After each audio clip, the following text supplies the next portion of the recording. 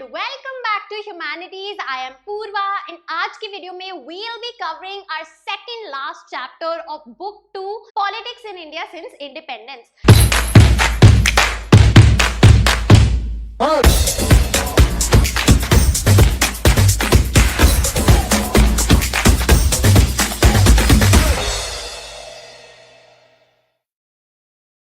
तो जो हमारा चैप्टर नंबर 8 है रीजनल एस्पिरेशंस, काफी बड़ा चैप्टर है और काफी इंपॉर्टेंट चैप्टर है। वन शॉट में चलते हैं और पूरा चैप्टर कवर करते हैं। मेक श्योर अब आप अपनी एनसीईआरटी साथ में रख रहे हैं एंड जो मैं समझा रही हूँ पहले स्क्रीन पे ध्यान से सुन के कॉन्सेप्ट क्लियर कर रहे हैं और इफ यू विश आप नोट्स बना रहे हैं, राइट। सो रीजनल एस्पिरेशंस, नेम से क्या समझ में आ रहा है कि एक रीजन है ना। रीजन यानी कि एक एरिया, एक जगह, ठीक है।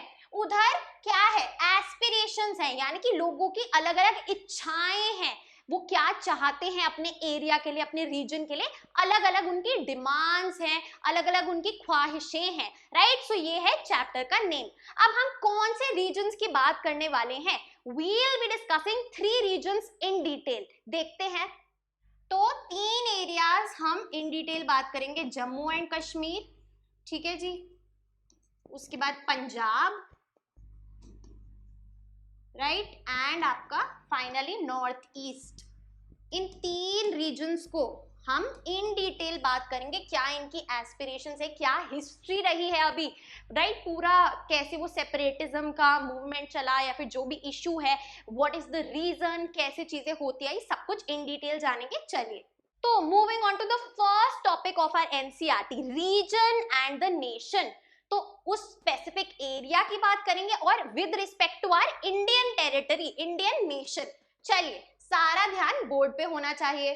तो 1980s में, 1980s was a period of rising regional aspirations for autonomy। अब यहाँ पे हमें 2 कीवर्ड्स नजर आ रहे हैं। राइजिंग यानी कि बढ़ रही हैं, क्या, उन लोगों की ख्वाहिशें अपने स्पेसिफिक एरिया या रीजन के लिए क्या मिले, ऑटोनॉमी मिले। ऑटोनॉमी यानी कि ज्यादा से ज्यादा उन्हें डिसीजन मेकिंग पावर मिले, वो जैसे चाहते हैं चीजें वो खुद कंट्रोल कर सके, राइट। कि फॉर एग्जांपल एक हमारा होता है यूनियन गवर्नमेंट, एक होता है स्टेट गवर्नमेंट, एक स्पेसिफिक स्टेट में स्टेट गवर्नमेंट की चलती है, राइट। अब यहाँ पे वो क्या चाहते हैं कि जो पूरा कंट्रोल है, मोस्टली जो पूरी पावर है उनके पास खुद हो अपनी स्टेट के सारे अफेयर्स को मैनेज करने की। क्लियर है। तो ऑटोनॉमी का मतलब समझ में आया, power of self government, right, self control, हम सब कुछ खुद डिसाइड करें, कोई एक्सटर्नल गवर्नमेंट हमारे लिए ना करे, राइट। अच्छा जी, सो क्योंकि ये पीरियड था एक राइजिंग रीजनल एस्पिरेशंस का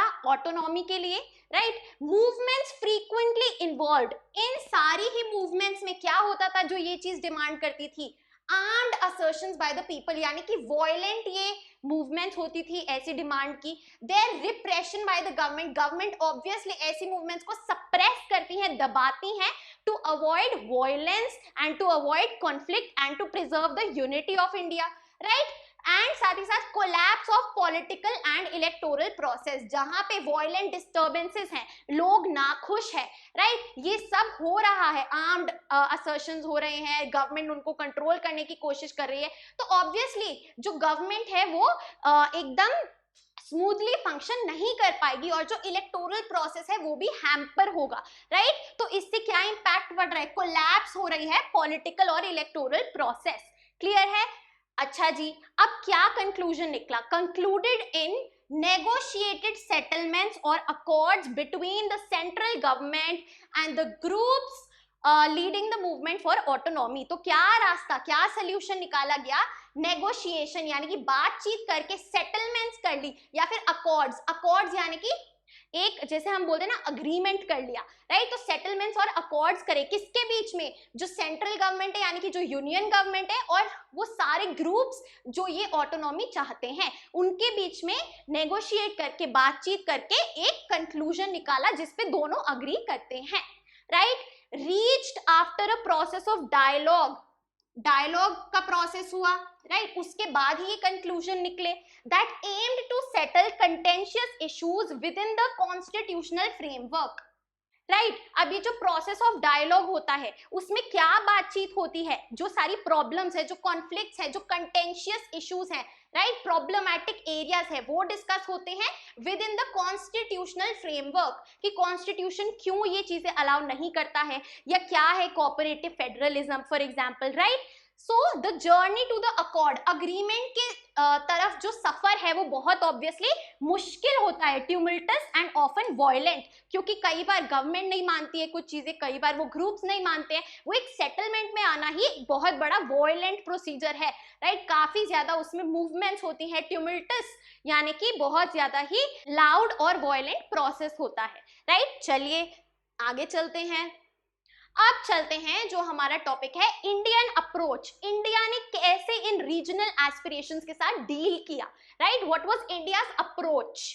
हमने चैप्टर 1 में ही पढ़ा था चैलेंजेस ऑफ नेशन बिल्डिंग में कि इंडिया का गोल क्या रहेगा, to preserve unity plus or diversity, हम डाइवर्सिटी को कॉम्प्रोमाइज नहीं करना चाहते, राइट। चलिए so one basic principle of Indian approach to diversity was that the Indian nation shall not deny, किसी को भी क्या मना नहीं करेगा, rights of different regions and linguistic groups to retain their own culture, कि इंडिया कभी भी किसी भी ग्रुप, किसी भी लैंग्वेज, किसी भी कल्चर को मना नहीं करेगी कि ये अगर आपके कल्चर में तो ऐसा मत करो, सभी के कल्चर को रिस्पेक्ट करेगी। राइट्स ऑफ डिफरेंट रीजन्स, चाहे वो एक एरिया हो, चाहे वो एक लैंग्वेज बोलने वाले लोग हो, चाहे वो कोई और ग्रुप हो जिनके सिमिलर ट्रेडिशंस हैं, उनको हमेशा उनका कल्चर फॉलो करने देगी, राइट। चलिए जी आगे देखते हैं। साथ ही साथ live a United social life without losing the distinctiveness of the numerous cultures, right. सब ऐसा नहीं है कि ग्रुप्स अलग हैं तो सब अलग अलग रहेंगे, नहीं, साथ में सोसाइटी इंटरैक्ट करेगी, यूनाइटेड सोशल लाइफ रहेगी without losing these differences, right. Nation would not mean the negation of the region, nation का मतलब ये नहीं है हम जो रीजन है वो क्या चाहता है उसको भूल जाए, right. Region is a part of the nation, that is why region पे भी इक्वली ध्यान देंगे। And balance the principle of university and diversity, जो हमने एकदम चैप्टर नंबर 1 में पढ़ा था। So Indian approach was very different from the European approach. क्या डिफरेंस है इंडियन अप्रोच और यूरोपियन अप्रोच में, बहुत ध्यान से सुनेंगे।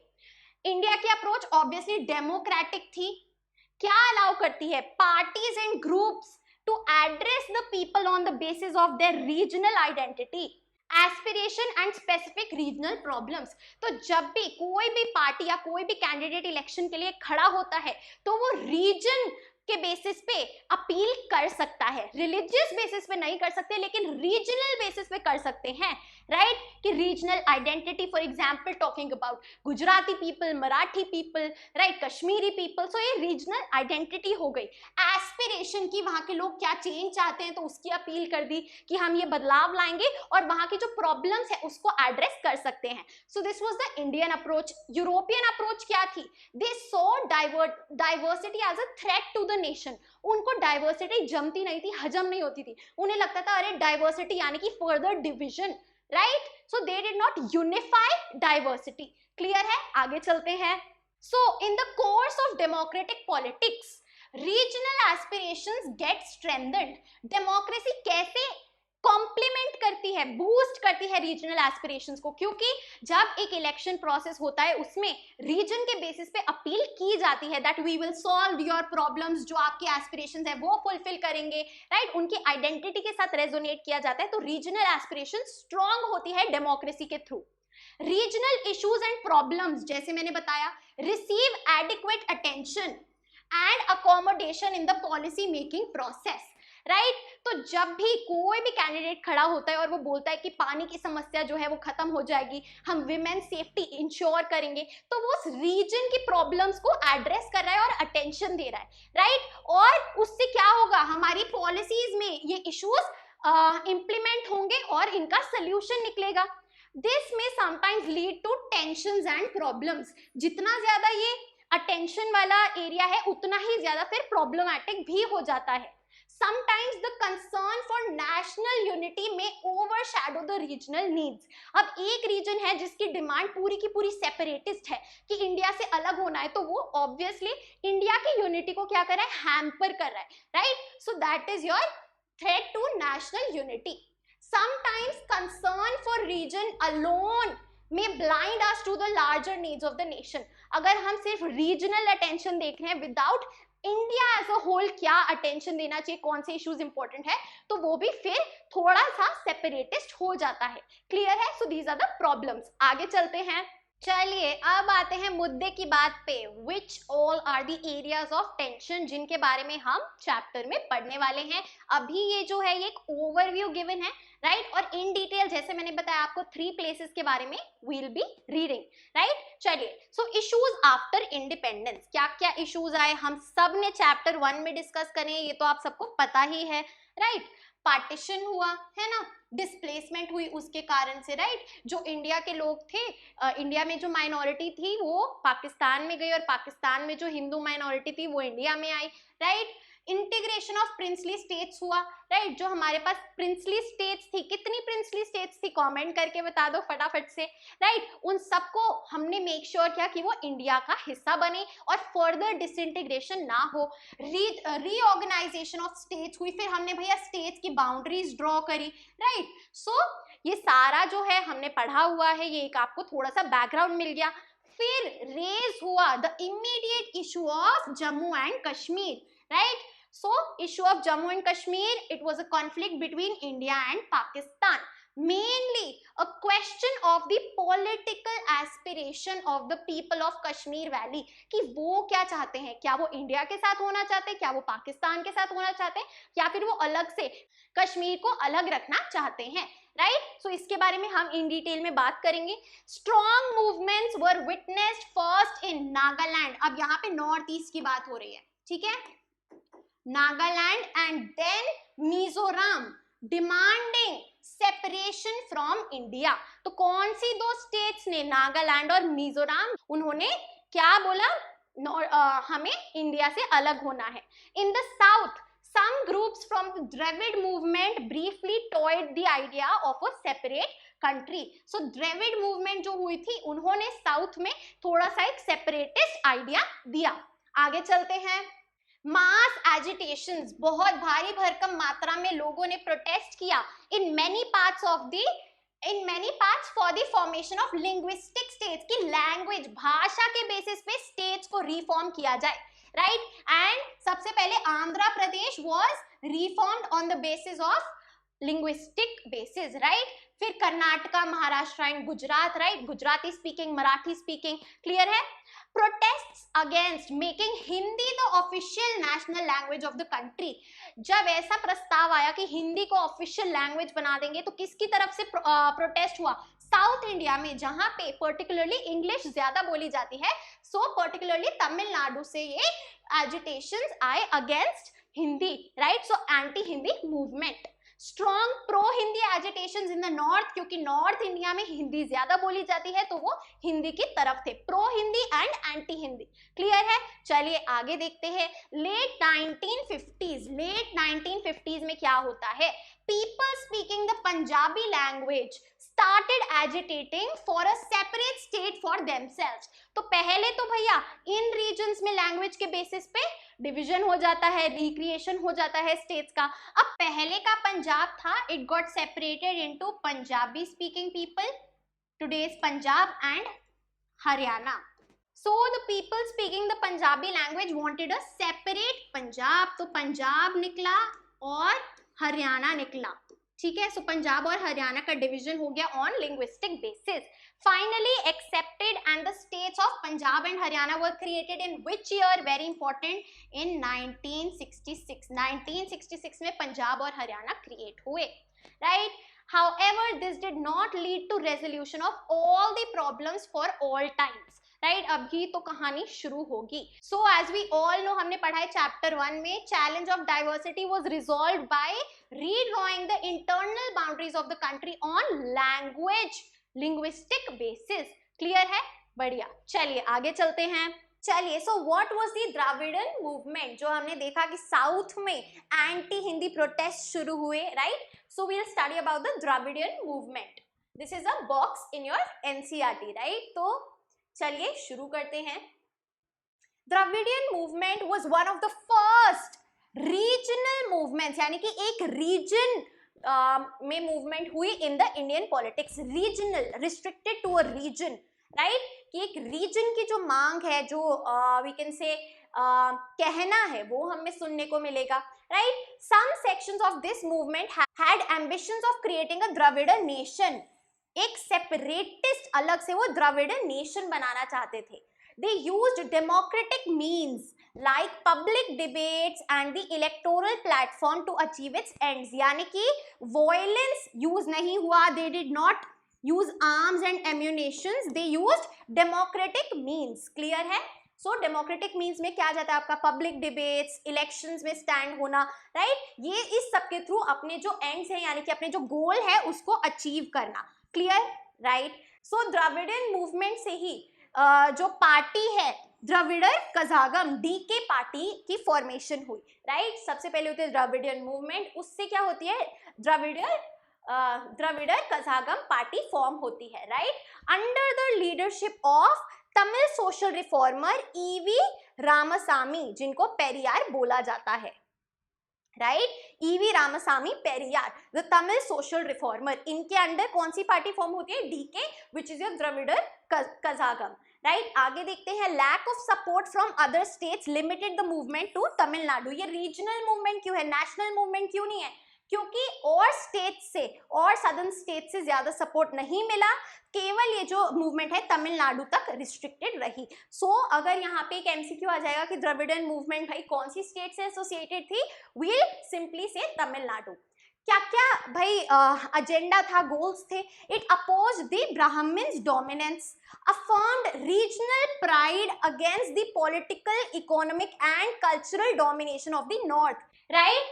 तो they spoke against the northern states domination, कि भैया जो नॉर्थ है वहां पे चाहे लैंग्वेज की डोमिनेशन हो, इम्पोजिशन ऑफ हिंदी हो एज अ नेशनल लैंग्वेज, चाहे वो आपके पॉलिटिकल, इकोनॉमिक या फिर कल्चरल डोमिनेशन हो, और चाहे वो ब्राह्मण्स का डोमिनेंस हो on the all of India, वो इसके अगेंस्ट थे, right?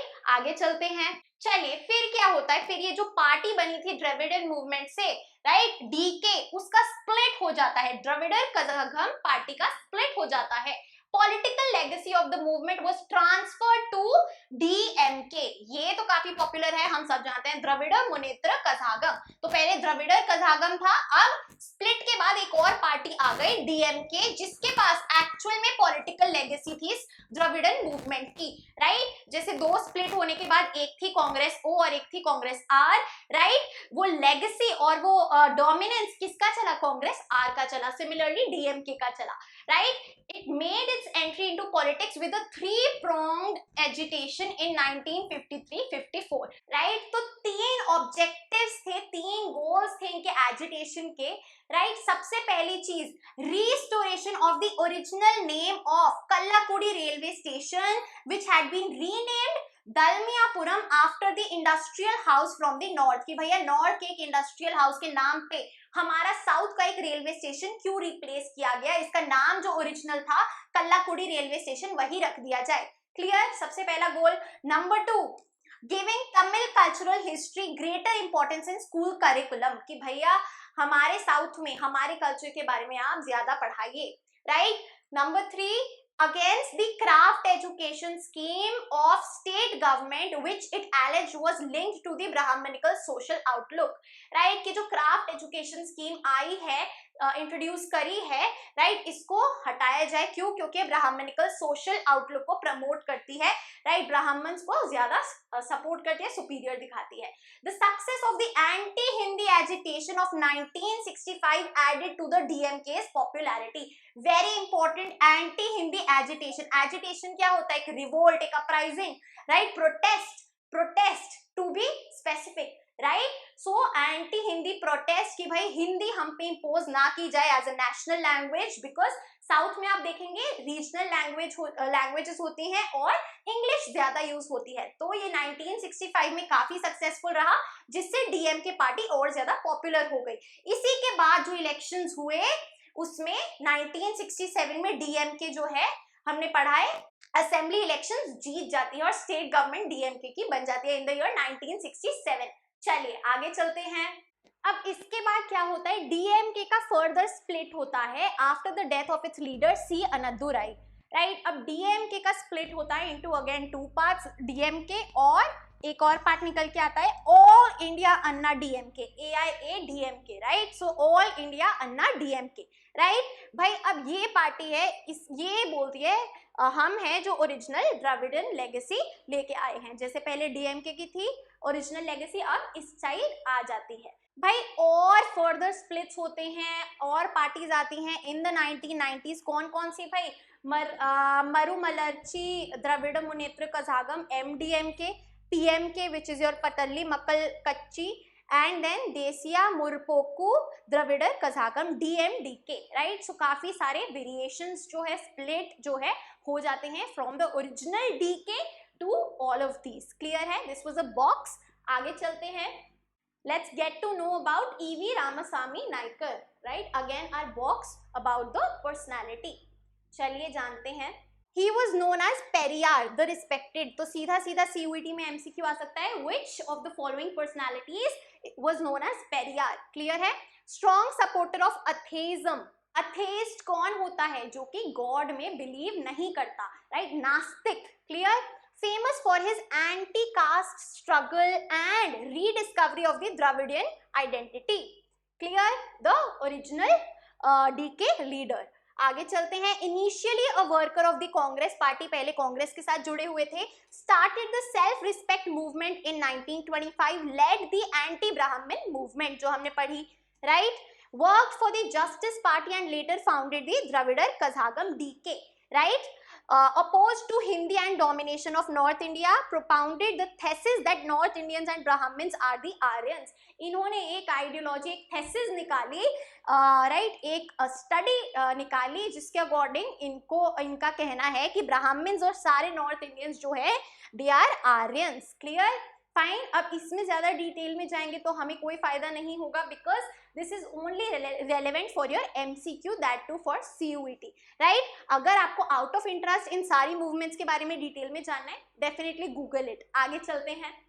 So moving on to our first and the most important region, Jammu and Kashmir.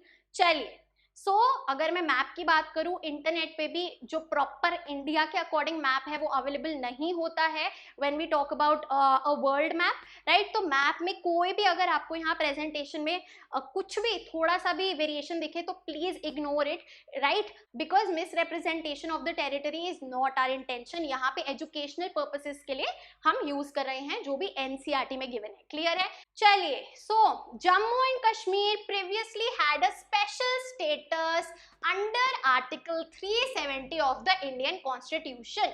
हम सबको पता है, लेटेस्ट ये इंक्लूड किया गया है आर्टिकल 370, फिर क्या कर दिया गया, रिमूव कर दिया गया, हटा दिया गया, जिसकी वजह से क्या हुआ, now Jammu and Kashmir is a union territory, right. So in spite of it experienced, जब एक स्पेशल स्टेटस गिवन था जहां पे जम्मू एंड कश्मीर को ऑटोनॉमी दी गई थी to take its own decisions, right, have its own constitution, तब भी वहां पे वायलेंस था, क्रॉस बॉर्डर टेररिज्म था, as we all know India Pakistan issue, political instability थी with internal and external ramifications यानी कि कॉन्सिक्वेंसेस, रिजल्ट्स, राइट, जिनके कारण से पॉलिटिकल इंस्टेबिलिटी यानी कि वहां पे जो भी लीडर या गवर्नमेंट थी वो इनस्टेबल थी, काफी टाइम तक नहीं टिकती थी, right. Large scale displacement of Kashmiri pandits from the Kashmir valley, जो हमने काफी सारी मूवीज में भी देखा है, राइट। आगे चलते हैं। चलिए, Jammu and Kashmir comprises 3 social and political regions. Jammu and Kashmir में यहाँ आप देख सकते हैं, this blue one is Ladakh which is now a union territory and this is our Jammu and Kashmir. Clear है। जम्मू जो नीचे की तरफ है, right. Jammu is a mix of foothills and plains, right. वहां पे प्लेन्स भी है और जो हिल्स का नीचे वाला पार्ट है वो जम्मू है, right. Predominantly inhabited by Hindus, वहां पे जो पॉपुलेशन है दैट इज मोस्टली हिंदूज। तो मेजोरिटी में हिंदूज हैं, बाकी Muslims, Sikhs and people of other religions also reside. Kashmir की अगर हम बात करें, mainly comprises of the Kashmir valley, तो यहाँ आ जाती है हमारी कश्मीर वैली। सो कश्मीर का जो मेन हिस्सा है वो है कश्मीर वैली, जहां पे मोस्टली कश्मीरी मुस्लिम्स हैं and remaining Hindu, Sikhs, Buddhist भी है। सो मेजॉरिटी में यहाँ पे we have Kashmiri Muslims, clear. Then we have Ladakh which is a mountainous region, right. Cold desert है लद्दाख इंडिया का। वेरी लिटिल पॉपुलेशन, बहुत कम लोग यहाँ रहते हैं। Almost equally divided between Buddhists and Muslims, तो वहां पे मेजॉरिटी में कोई एक नहीं है, इक्वली वी कैन से बुद्धिस्ट्स और मुस्लिम्स रहते हैं। This is what Jammu and Kashmir comprises of, clear है। लेकिन अब जैसे मैंने बोला, Ladakh is a separate union territory and Jammu and Kashmir is a separate union territory. आगे चलते हैं। So roots of the problem, going back to what happened initially. Roots क्या है, रूट कॉज, मेन प्रॉब्लम कहां से शुरू हुई, चलिए चलते हैं जड़ों पे, राइट। चलो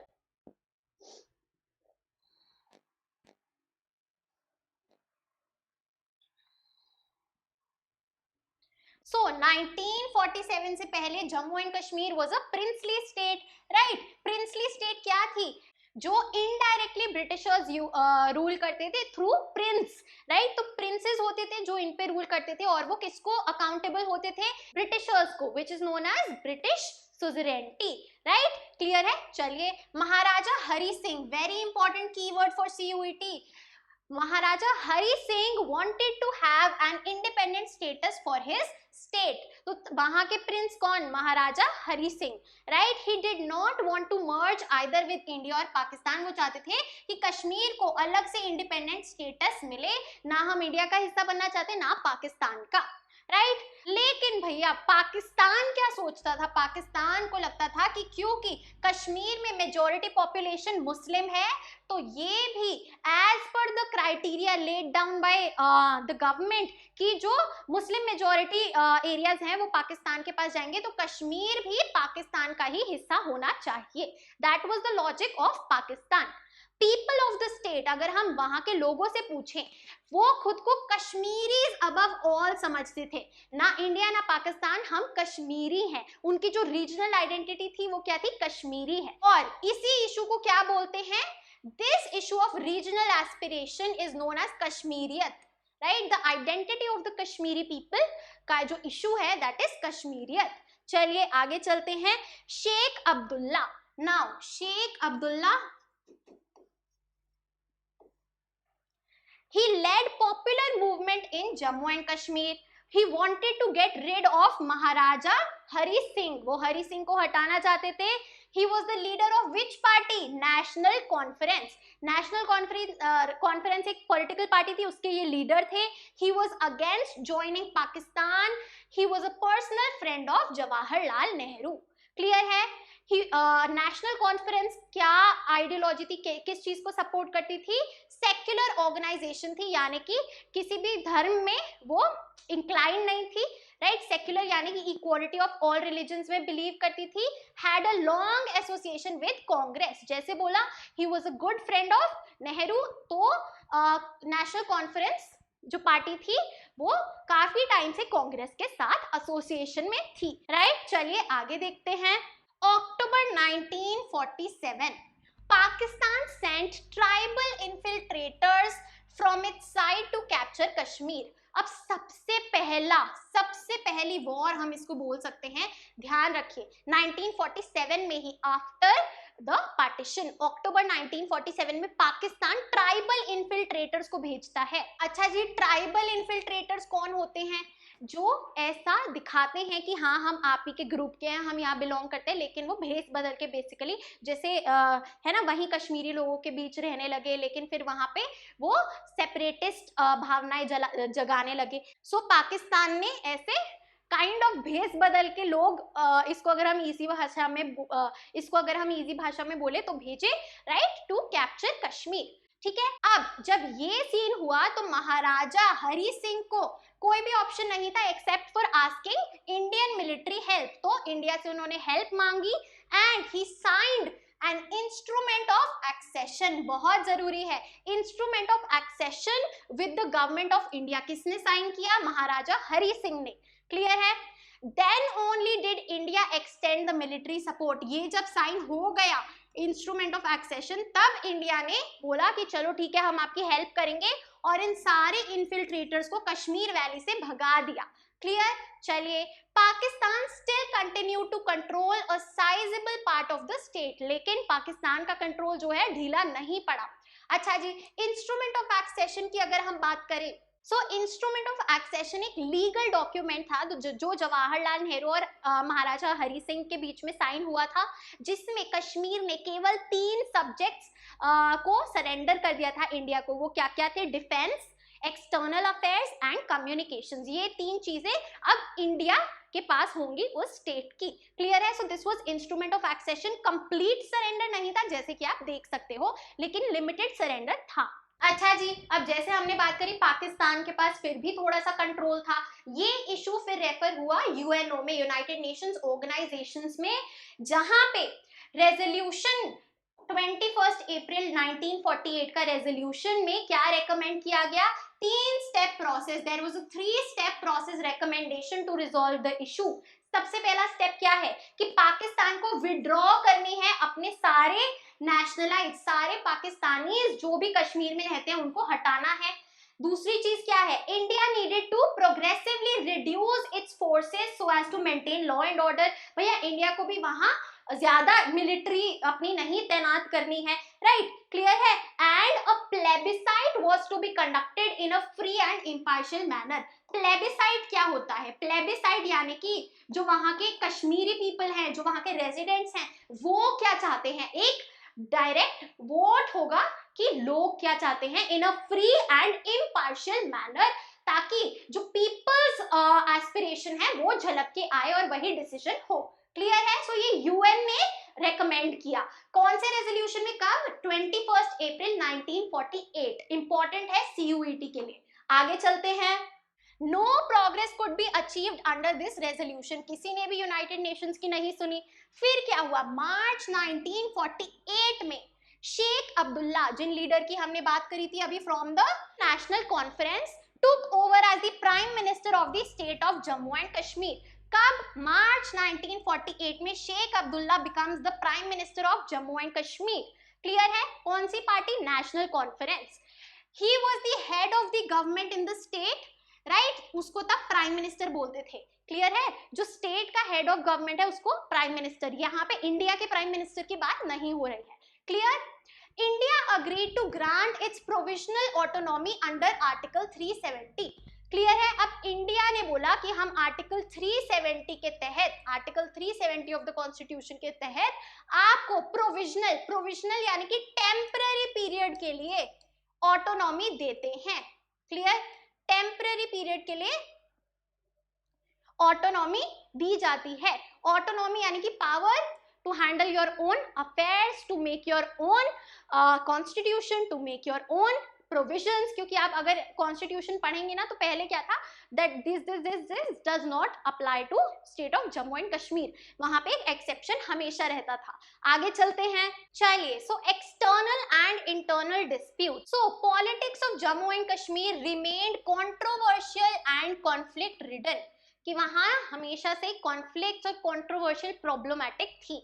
एक्सटर्नल रीजंस अगर हम देखें, जैसे मैंने बताया इंडिया, पाकिस्तान और जम्मू एंड कश्मीर के बीच में, Pakistan has always claimed that Kashmir Valley should be part of Pakistan, right? Reason क्या है? क्योंकि मुस्लिम मेजोरिटी एरिया है।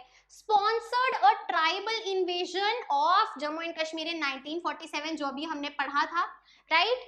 One part of Jammu and Kashmir came under Pakistan control, अभी हमने पढ़ा, right? जब यूएन ने बोला कि आप वहां से हटाइए, लेकिन नहीं माना, राइट? इसको क्या बोलते हैं? Pakistan describes this area as Azad Pakistan. India claims that this area is under illegal control and illegal occupation, क्योंकि गलत तरीके से उन्होंने कंट्रोल किया है. राइट? चलिए, सो this is the Pakistan occupied Kashmir. ये जो आप ब्लूइश एरिया देख पा रहे हैं, क्लियर है? इसकी बात हम कर रहे हैं. आगे चलते हैं. अब चलते हैं इंटरनल रीजंस पे, यानी कि इंडिया और जम्मू एंड कश्मीर के internal reasons. Dispute about the status of Kashmir with in India. Right? Special provisions applied थे under article 370 and 371. 371 was regarding acquiring property in the region. अच्छा, अब ये जो स्पेशल प्रोविजंस है, इसको लेके क्या ओपिनियन था लोगों का? A section of people outside of Jammu and Kashmir, जो जम्मू एंड कश्मीर में नहीं रहते, उनको ये लगता है that the article does not allow full integration of the state with India, कि क्योंकि यहाँ पे कुछ रिस्ट्रिक्शंस लगाए गए हैं, उनको स्पेशल ऑटोनॉमी दी गई है, इस वजह से जैसे और स्टेट्स इंडिया का पार्ट है वैसे जम्मू एंड कश्मीर नहीं हो पा रही है, तो फुल इंटीग्रेशन नहीं हो पा रहा है. ये किसका ओपिनियन है? All the other people in India except for the Kashmiris. Clear है? So they want it to be revoked, कि आर्टिकल हटा दिया जाए और as other states Jammu and Kashmir को भी ट्रीट किया जाए. However another section, mostly Kashmiris, people living there, right, they believe that the autonomy conferred by article 370 is not enough.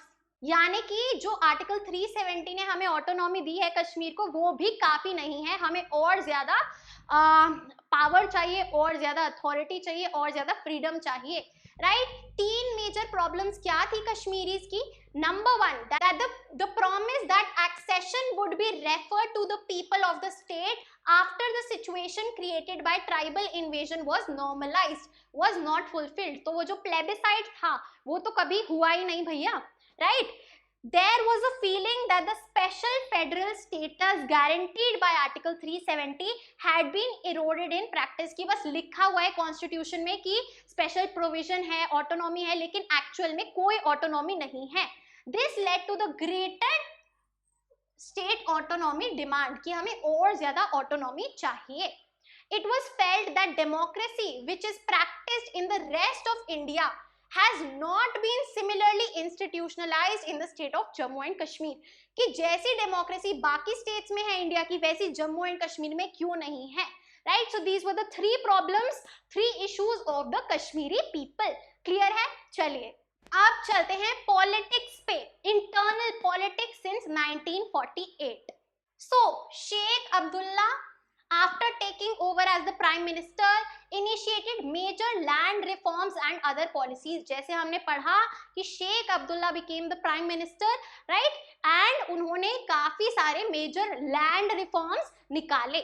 Growing difference between him and the central government on Kashmir status. अब क्योंकि वो वहां पे अपनी मन चाहे मनमानी कर रहे हैं, तो जो कांग्रेस थी, जो यूनियन गवर्नमेंट थी, राइट, उसके साथ टकराव आने लगी.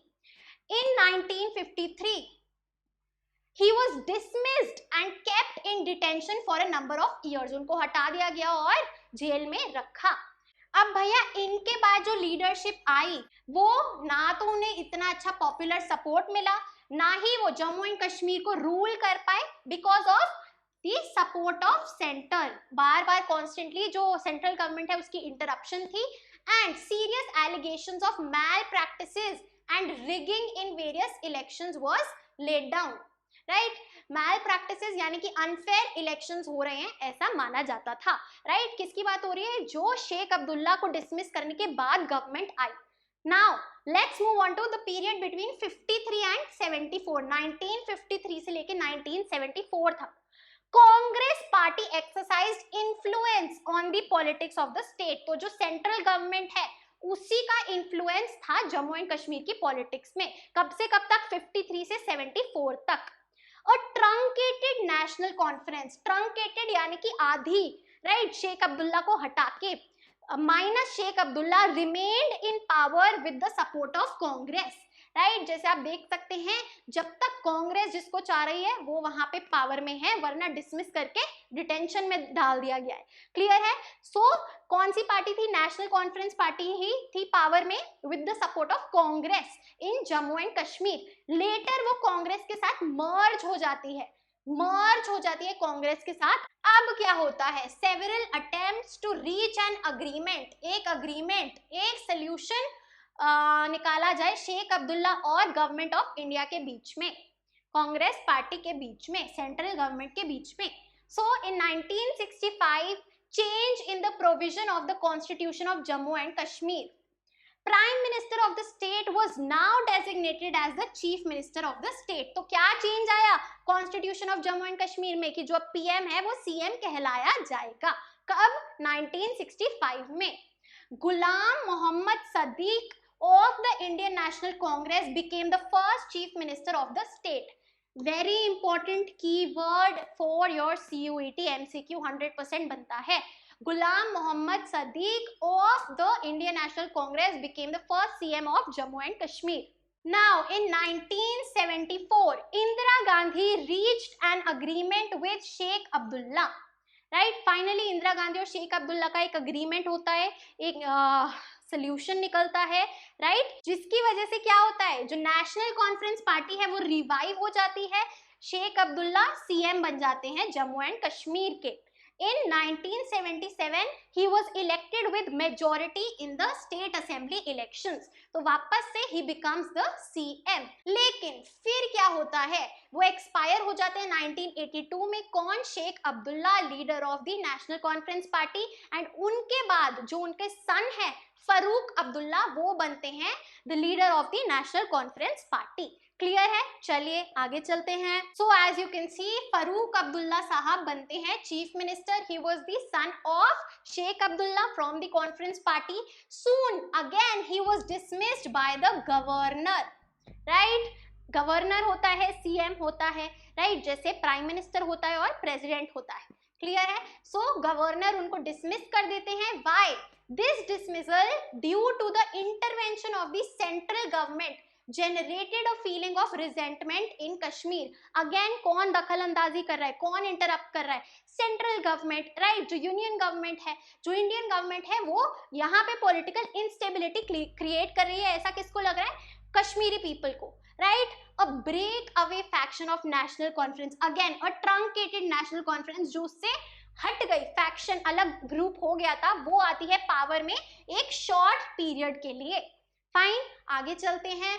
The feeling that the center was intervening in politics of the state was strengthened, क्योंकि वापस से जो सेंट्रल गवर्नमेंट चाह रही है वही हो रहा है स्टेट में।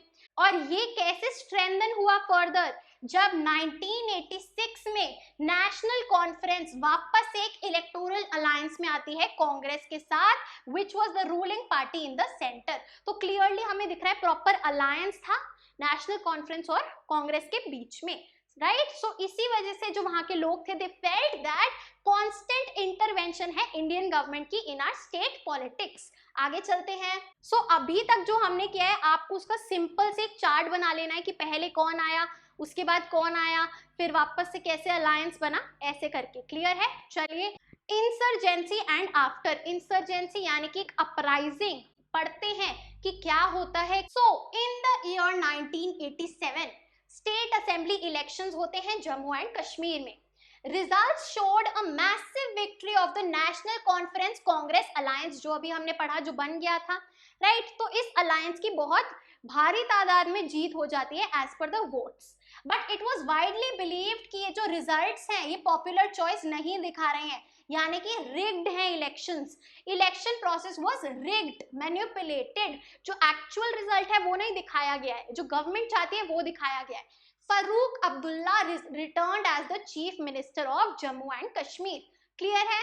आगे चलते हैं। सिंस अर्ली 1980s की शुरुआत से ही लोग खिलाफ थे, there was popular resentment, right. Now it was augmented by the commonly prevailing feeling that democratic processes were being undermined। अब तो कंफर्म ही हो गया था कि जो लोग चाहते हैं वैसा नहीं रिजल्ट आ रहा है। This generated a political crisis in Kashmir। ये फीलिंग एस्केलेट होके क्राइसिस में बदल जाती है। Became severe with the rise of insurgency। Insurgency यानी कि एक अपराइजिंग, एक रिवोल्ट।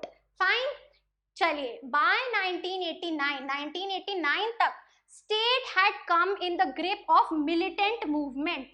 मिलिटेंट मूवमेंट यानी कि वॉयलेंट प्रोटेस्टर्स, राइट, जो क्या चाह रहे थे कि जो कश्मीर है वो अलग से एक सेपरेट नेशन बन जाए। सो मिलिटेंट मूवमेंट, एक आर्म्ड अपराइजिंग, एक वॉयलेंट प्रोटेस्ट जो क्या कर रहा है, सेपरेटिस्ट फीलिंग्स जगा रहा है, एंड क्या एम है कि कश्मीर एज अ नेशन एक सेपरेट कंट्री बन जाए। आगे चलते हैं। अब इन सारे इंसर्जेंट्स को, जो ये मिलिटेंट मूवमेंट कर रहे हैं, इनको कहां से सपोर्ट मिल रहा है? इनको मॉरल, मटेरियल और मिलिट्री सपोर्ट मिल रहा है पाकिस्तान से, राइट। मॉरल यानी कि और ज्यादा मोटिवेट किया जा रहा है कि तुम सही कर रहे हो। मटेरियल यानी कि उनको अगर कुछ भी चाहिए, राइट, आर्म्स, अम्यूनेशंस, कुछ भी, right, food etcetera supplies, and military यानी कि और ज्यादा आपको मिलिटेंट्स प्रोवाइड करे जा रहे हैं by Pakistan. The period from 1990, अब 1990 onwards Jammu and Kashmir experienced extraordinary violence. वहां पे बहुत ज्यादा क्रूड वायलेंस चला at the hand of the insurgents and through army action. यहाँ से आर्मी बचा रही है जम्मू एंड कश्मीर को, और यहाँ से मिलिटेंट्स अटैक कर रहे हैं, और कश्मीर यहीं पे क्या हो रहा है, बॉयल हो रहा है, right? For a number of years it was under president's rule and effectively under the control of the armed forces. So due to the unstable political governments, president's rule impose किया गया था काफी सालों से। In fact जब removal हुआ article 370 का, तब भी यहाँ पे प्रेसिडेंट्स रूल था, राइट, और आर्म्ड फोर्सेस के कंट्रोल में था। फिर इन 1996 assembly elections in the state were held. वापस से इलेक्शंस होते हैं 1996 में, ठीक है जी, स्टेट असेंबली इलेक्शंस, जहां पे National Conference led by Farooq Abdullah again comes to power, वापस से with a demand for regional autonomy. अब जो फारूक अब्दुल्ला की गवर्नमेंट है वो क्या मांगती है कि हमें और ज्यादा ऑटोनॉमी चाहिए। Then in 2002 elections were held in the state. वापस से 1996 के बाद 2002 में होते हैं स्टेट असेंबली इलेक्शंस, जहां पे सेम पार्टी नेशनल कॉन्फ्रेंस हार जाती है, मेजॉरिटी नहीं ला पाती है। This was replaced by a coalition government of People's Democratic Party (PDP) and Congress की एक coalition government बनती है in 2002 after the national conference loses। तो किसकी coalition government बन रही है? PDP और कांग्रेस की। चलिए आगे देखते हैं। अब 2002 के बाद क्या होता है, 2002 and beyond, as per the coalition agreement, PDP और Congress, right, Mufti Muhammad headed the government for the first 3 years. Mufti Muhammad, clear है? चलिए उसके बाद he was succeeded by Ghulam Nabi Azad, ठीक है, he is Ghulam Nabi Azad of the Indian National Congress, क्योंकि coalition government है, right? He could not complete the term as president's rule was imposed. President rule कब impose हुआ? जुलाई 2008 में, very important, ठीक है, जुलाई 2008 में प्रेसिडेंट्स रूल इम्पोज हो जाता है। अब क्या होता है, नवंबर दिसंबर 2008 में इलेक्शंस होते हैं, जिसमें फिर 2009 में as a result coalition government आ जाती है वापस से नेशनल कॉन्फ्रेंस और इंडियन नेशनल कांग्रेस की, और again another Abdullah comes to power headed by Omar Abdullah. Clear है? पूरा ये जो है आपको एक टेबल बना के इसकी सीक्वेंस याद करनी होगी, right. State continue to witness disturbances led by the Hurriyat Conference. Hurriyat Conference क्या है? All parties Hurriyat Conference एक alliance है 26 political, social और regional organizations का, जो प्रमोट करते हैं Kashmiri separatism from India. Clear है? तो फर्दर जो ये डिस्टर्बेंसेस थी वो कंटिन्यू रही। देन फिर 2014 में वापस से स्टेट इलेक्शंस होते हैं, जिसमें सबसे ज्यादा वोटर्स आते हैं वोट करने इन द लास्ट 25 ईयर्स में। अगर हम कंपेयर करें, देखते हैं उसमें क्या रिजल्ट निकल के आता है। A coalition government led by Mufti Mohammad Sayeed of the PDP came into power, right. वापस से कोalition गवर्नमेंट आती है पीडीपी की, लेकिन किसके साथ? इस बार BJP as its partner, not Congress. Clear है? तो क्या डिफरेंस आया? PDP plus BJP, right. Mufti Mohammad Sayeed की डेथ के बाद उनकी जो डॉटर है अप्रैल 2016 में उनकी डॉटर महबूबा मुफ्ती बनती हैं the first women chief minister of Jammu and Kashmir. Very important for your MCQ, right. Who was the first women chief minister of Jammu and Kashmir? Mehbooba Mufti. किनकी डॉटर थी? मुफ्ती मोहम्मद सैयद की. और वो कब बनी फर्स्ट चीफ मिनिस्टर? अप्रैल 2016 में. क्लियर है? चलिए, उनके टेन्योर में क्या क्या फेस किया था? मेजर एक्ट्स ऑफ टेररिज्म हुए थे, एक्सटर्नल और इंटरनल टेंशंस बहुत ज्यादा बढ़ गई थी, right. These were the things witnessed during her tenure. अब क्या होता है? जून 2018 में BJP withdrew its support to the Mufti government. जो ये एक कोलिशन गवर्नमेंट था, बीजेपी अब हट जाता है और पीडीपी रह जाती है, राइट. जिसकी वजह से किसी की भी मेजोरिटी नहीं है तो प्रेसिडेंट्स रूल इंपोज कर दिया जाता है. और प्रेसिडेंट्स रूल इंपोज करने के बाद में क्या होता है, जो हम अभी पढ़ेंगे, 2019 में आर्टिकल 370 रिमूव कर दिया जाता है. बहुत ही स्ट्रैटेजिक मूव था, क्योंकि कॉन्स्टिट्यूशन में लिखा था भैया कि वहां की जो कॉन्स्टिट्यूएंट असेंबली है उससे रेफर करके ये रिमूव किया जाएगा. लेकिन इस टाइम पे ना ही कॉन्स्टिट्यूएंट असेंबली थी, ना ही यहाँ पे गवर्नमेंट थी, तो किससे पूछा जाएगा? प्रेसिडेंट से पूछा जाएगा. और प्रेसिडेंट तो यूनियन गवर्नमेंट के साथ है भैया, राइट. चलिए, सो 5th August 2019 article 370 was abolished by Jammu and Kashmir Reorganization Act 2019. पूरी की पूरी लाइन बहुत इंपॉर्टेंट है. कब? 5th August 2019 को आर्टिकल 370 अबॉलिश होता है. किस एक्ट के through? Jammu and Kashmir reorganisation act 2019. MCQ के लिए सुपर डुपर ट्रूपर इंपॉर्टेंट है, right. Now the state was constituted into 2 union territories, that of Jammu and Kashmir and that of Ladakh. Clear है?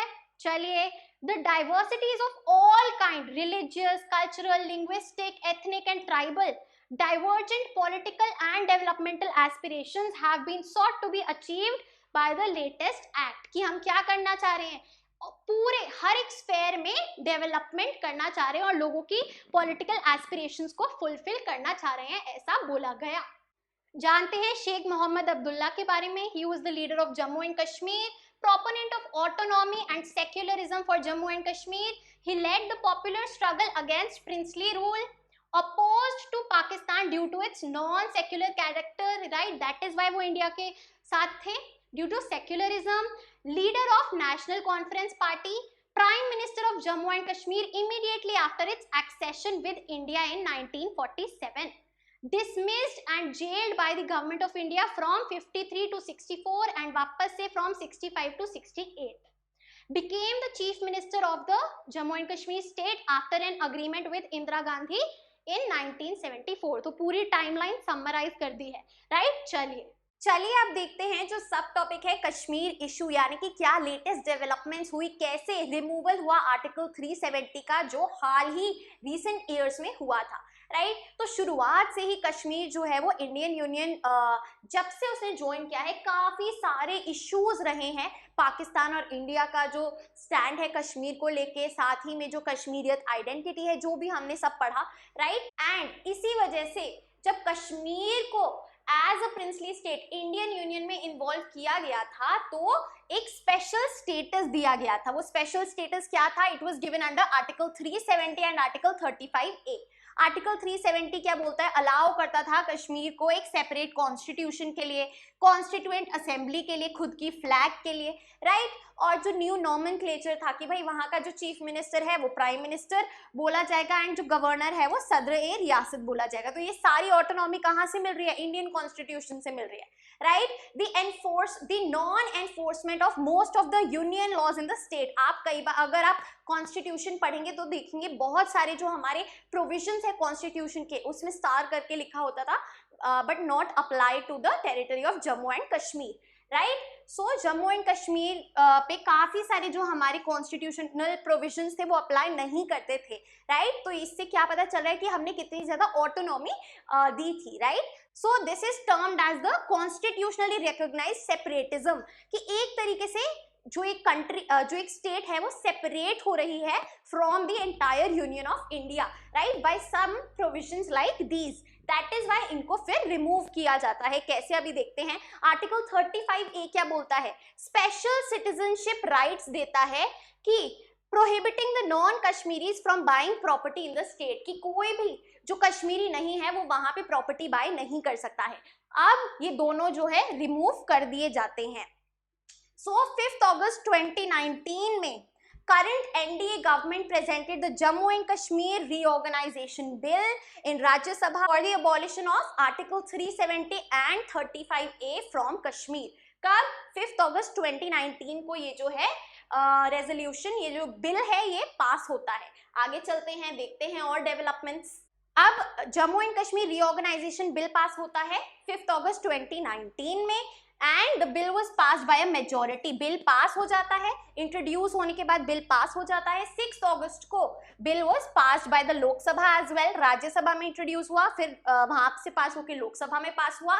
And 9 अगस्त 2019 को after the president's assent, assent यानी कि signature, president की हाँ के बाद article 370 and 35A were repealed यानी कि रिवोक्ड यानी कि removed, right. Jammu and Kashmir got divided into 2 union territories. जो पहले एज अ होल एक स्टेट थी, अब वो 2 यूनियन टेरिटरीज में बढ़ चुकी है, Ladakh and Jammu and Kashmir, right. So this is the union territory of Ladakh and this is the union territory of Jammu and Kashmir. Clear है, राइट, परफेक्ट। आगे चलते हैं on our next topic. Also before moving forward मैं आपको बताना चाहती हूँ, अगर आप इस चैप्टर को और इन डिटेल पढ़ना चाहते हैं और CUET में 100% स्कोर करके अपने ड्रीम कॉलेज में जाना चाहते हैं, तो हमारी वेबसाइट और ऐप पे आप लॉग इन करके हमारे पेड कोर्सेज देख सकते हैं, जो कि बहुत ही ज्यादा अफोर्डेबली प्राइस्ड हैं, राइट। तो देखना जरूर, all the links are in the description box below. Now let's move on to our second centre of tension which is Punjab. Punjab के बारे में हम जानेंगे, चलिए शुरू करते हैं।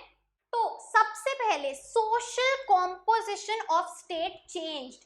पंजाब का जो सोशल कॉम्पोजिशन है वो चेंज हुआ। कब? 2 बार। पहली बार जब पार्टीशन हुआ, क्योंकि पार्टीशन मुस्लिम मेजोरिटी एरियाज में से होना था, जिसमें से एक जो है पंजाब था, राइट। आधा पंजाब उस टाइम का अब पाकिस्तान में है, राइट। तो जो सोशल कॉम्पोजिशन है यानी कि सोसाइटी है, लोग हैं, डिवाइड हो गए, राइट। सिमिलरली सेकेंड टाइम ऐसा कब हुआ? Later on after the carving out of Haryana and Himachal Pradesh, जब स्प्लिट हुआ, right, in the states on linguistic basis, right. तो 1966 में हरियाणा, हिमाचल प्रदेश और पंजाब जो है अलग अलग डिफरेंट स्टेट्स कार्व आउट हुई। क्लियर है? तो सोशल कॉम्पोजिशन 2 बार बदला। फिर क्या हुआ? 1950s में rest of the country reorganised on linguistic lines, है ना। बाकी जो कंट्रीज, बाकी जो स्टेट्स हैं वो 1950s में ही रीऑर्गेनाइज हो गई थी लिंग्विस्टिक बेसिस पे, लैंग्वेज के बेसिस पे, है ना। सबसे पहली स्टेट कौन सी थी जो रीऑर्गेनाइज हुई थी? आंध्र प्रदेश, राइट। बट पंजाब को कब तक वेट करना पड़ा? 1966 तक, जैसे हमने यहाँ डिस्कस किया, right. After movement for the formation of a Punjabi सूबा, राइट। जब आवाज उठाई for the formation of a Punjabi सूबा, पंजाबी स्पीकिंग पीपल, राइट, ये किसने उठाई थी? It was led by Akali Dal which was formed in 1920 as the political wing of the Sikhs। Political wing किसको जो रिप्रेजेंट करी है? सिक्स को, सिक्स की डिमांड्स को, राइट। सो 1920 में फॉर्म हुआ था अकाली दल, एंड ये वही है जिन्होंने लीड किया था ये जो डिमांड था पंजाबी सूबा की क्रिएशन, राइट। फिर जो कार्व आउट हुई थी हरियाणा, हिमाचल प्रदेश और Punjab as separate states in year 1966। Clear? चलिए, राइट। एंड रिफॉर्मेशन के बाद Sikhs were now a majority in the truncated state of Punjab. Truncated यानी कि हाफ हिस्सा जो पंजाब का था उधर सिक्स की मेजॉरिटी थी, और बाकी जो है हरियाणा और हिमाचल प्रदेश में डिवाइड हो गया था, राइट। डेकेड ऑफ 1980s, जो 1980 से 1990 का 10 साल है 80s वाले, major developments in the state of Punjab इस टाइम पे हुई। क्या? अभी हम देखते हैं। चलिए तो शुरू करते हैं पॉलिटिकल कॉन्टेक्स्ट से कि पॉलिटिकली क्या क्या हुआ इन द 1980s। ऑर्गेनाइजेशन यानी कि आपका 1966 के बाद Akalis came to power in 1967 and then in 1977। तो पावर किसके पास थी? अकाली दल के पास। अकालीज पावर में आए, पॉलिटिकल पावर उनके पास थी। दोनों ही टाइम एक कोलिशन गवर्नमेंट थी, फुल मेजॉरिटी नहीं थी। क्लियर? चलिए फिर क्या होता है? There political position remained precarious even after redrawing of boundaries. Precarious का मतलब क्या है? उनकी पोजीशन है वो सेफ नहीं है, कभी भी गवर्नमेंट गिर सकती है और उनकी पावर छीनी जा सकती है, राइट। कैसे भाई, क्या होता है, गवर्नमेंट जो सेंट्रल गवर्नमेंट है वो डिसमिस कर देती है स्टेट गवर्नमेंट को, अकालीज को, midway through its term, बीच में ही, right. They did not enjoy strong support among the Hindus, उनके पास स्ट्रॉन्ग सपोर्ट सिर्फ सिख्स का था, राइट, सिख पीपल का था। Congress got more support among the Dalits whether Hindu और Sikh then the Akalis, right. अब यहाँ पे भी कांग्रेस को ज्यादा सपोर्ट क्यों मिल रहा था, क्योंकि लार्जर सोशल सेक्शंस को वो अपील कर रही थी। दलित्स चाहे हिंदू हो या सिख हो वो कांग्रेस को सपोर्ट कर रहे थे अकाली से ज्यादा, क्लियर है। सो जो अकाली गवर्नमेंट थी 67 और 77 एक कोलिशन गवर्नमेंट थी और उसकी जो पोजीशन थी काफी अनस्टेबल थी और गवर्नमेंट ने, सेंट्रल गवर्नमेंट ने स्टेट गवर्नमेंट को डिसमिस भी कर दिया था, राइट। चलिए अब देखते हैं आगे क्या हुआ। 1970s में a section of Akalis began to demand political autonomy for the region, कि हमें पावर चाहिए, पॉलिटिकल ऑटोनॉमी चाहिए अपने रीजन के लिए, राइट, जहां पे हम अपने खुद के डिसीजंस ले सके। Then 1973, very important, very important, the Anandpur Sahib resolution was passed. So Anandpur Sahib resolution क्या था, इसको इसीलिए पास किया गया क्योंकि ये दर्शाता था the demand for political autonomy of the region, right. कौन से रीजन, जो अकालीज चाहते हैं कि अलग से एक रीजनल ऑटोनॉमी मिले सारे सिख्स को। तो ये Anandpur Sahib resolution asserted regional autonomy, कि हमें अपने रीजन के लिए कंट्रोल मिले, पावर मिले, हम अपने खुद के अफेयर्स को कंट्रोल करें, right. It spoke of the aspirations of the Sikh com, Sikh community क्या चाहती है उसके एस्पिरेशंस के बारे में बात करता था Anandpur Sahib resolution, right. It wanted to redefine centre state relationship, कि भाई स्टेट को भी जो है ज्यादा पावर मिले अपने रीजन को ऑटोनॉमस बनाने के लिए और सेंटर का इन्वॉल्वमेंट थोड़ा कम हो, right. The goal was attaining the बोलबला, बोलबला क्या है, डोमिनेंस और हेजेमनी ऑफ द सिख्स, कि सिख्स की ही यहाँ पे चले, हेजेमनी हो और पावर हो इस रीजन में। So Anandpur Sahib resolution was all about these features. आगे चलते हैं। The resolution was a plea for strengthening federalism. Federalism क्या होता है भाई, जो हमारा सेंटर और स्टेट का कोऑपरेशन है, जो डिस्ट्रीब्यूशन ऑफ पावर्स है, दैट इज फेडरलिज्म। तो उसको और ज्यादा जो है स्ट्रेंथन किया जाए, लेकिन it could also be interpreted as a plea for a separate Sikh nation, separatist movement की तरह भी हम इसको समझ सकते थे, राइट। ये रेजोल्यूशन जो था इसको केवल लिमिटेड अपील थी अमंग द सिख मासेस, बहुत ज्यादा जो है पॉपुलैरिटी नहीं मिली, सपोर्ट नहीं मिला। In 1980 again the Akali government was dismissed। फिर क्या होता है, अकाली दल क्या लॉन्च करता है, launched a movement on the question of the distribution of water between Punjab and its neighboring states। तो वाटर डिस्प्यूट एक उस पे सवाल उठाता है कि भाई जो वाटर है वो कैसे डिस्ट्रीब्यूट हो रहा है हरियाणा, पंजाब, आपका हिमाचल प्रदेश, इन सब के बीच में, right? A section of the religious leaders raised the question of autonomous Sikh identity, कि हमारी कोई अलग से सिखों की क्या आइडेंटिटी है, राइट। एंड इसी मूवमेंट में काफी ज्यादा एक्सट्रीम एलिमेंट्स आ जाते हैं जो कि सेपरेटिज्म या फिर सक्सेशनिस्ट मूवमेंट्स करने लगते हैं। Started advocating succession from India, succession यानी कि सेपरेटिज्म, कि इंडिया से अलग होके हमारा जो रीजन है अलग एक नेशन बन जाए, and the creation of the so called Khalistan, right. Khalistan की क्रिएशन यानी कि एक इंडिपेंडेंट नेशन ऑफ पंजाब जो कि इंडिया से अलग हो, सारी ऑटोनॉमी, सारी पावर जैसी एक नेशन को मिलती है वैसे ही स्टेट को मिले। क्लियर है, आगे चलते हैं। Now let's move on to the cycle of violence, कि violent movements कब शुरू हुई and violence कैसे prevail हुआ over this region's political affairs। तो क्या होता है, leadership of the movement passed from the moderate Akalis to the extreme elements. So moderate और एक्सट्रीमिस्ट में क्या फर्क है, मॉडरेटिस्ट जो होते हैं वो मॉडरेट मीडियम तरीके से जो है अपना गोल पूरा करवाते हैं। फॉर एग्जांपल पीसफुल जो है उनकी चीजें रहती है, पेटिशन साइन करवा लिया, राइट, एक पीसफुल प्रोटेस्ट करा लिया, these are moderate methods. But extremist elements क्या होते हैं, जो वॉयलेंस के थ्रू ये सब कराते हैं। took form of armed insurgency, armed insurgency यानी कि arms यानी कि violent रिवोल्ट, वायलेंट अपराइजिंग का फॉर्म ले लिया, क्योंकि अब जो लीडरशिप है ये अकाली दल की वो मॉडरेट से एक्सट्रीमिस्ट की तरफ शिफ्ट हो गई, जो अपने गोल के लिए, अपनी मांगों के लिए वायलेंस पे उतर आए ऐसे extremist elements. Militants made their headquarters inside the Sikh holy shrine, the Golden Temple in Amritsar. तो मिलिटेंट्स यानी कि यही जो एक्सट्रीमिस्ट पीपल हैं, जो वायलेंस पे उतर आए हैं अपनी इन डिमांड्स को पूरा करवाने के लिए, उनको मिलिटेंट्स बोला गया है। मिलिटेंट्स क्यों बोला गया है? Because they had arms and they were using it for inciting violence. तो वो क्या करते हैं, जाके गोल्डन टेम्पल में छुप जाते हैं, राइट, उसको अपना हेडक्वार्टर्स बना लेते हैं। And this turned into an armed fortress. क्या? एक होली श्राइन को एक आर्म्ड फोर्ट्रेस में बदल दिया, एक आर्म्ड फोर्ट में बदल दिया, जहां पे जो है वायलेंस होगा, राइट। जून 1984 में, very important, in June 1984 government of India carried out the operation Blue star. ये ऑपरेशन ब्लू स्टार क्या है? बहुत इंपॉर्टेंट। अब गवर्नमेंट ऑफ इंडिया क्या करेगी? ऑब्वियसली इन मिलिटेंट्स को भगाएगी, right. So Operation Blue Star क्या है? कोड नेम है for army action in the Golden Temple. Indian army का जो एक्शन हुआ in response to these militants inside the Golden Temple, इसको ऑपरेशन ब्लू स्टार बोला जाता है। This successfully flushed out the militants. Indian army ने militants को भगा दिया गोल्डन टेम्पल से, but it also damaged the historic temple and deeply hurt the sentiments of the Sikhs। तो सिख लोगों की सेंटिमेंट्स हर्ट हो गए और बहुत ज्यादा जो तबाही है इधर हमारी होली श्राइन में हुई, इसी वजह से काफी ज्यादा एक बैकलैश भी मिला इंडियन आर्मी को फॉर दिस स्टेप।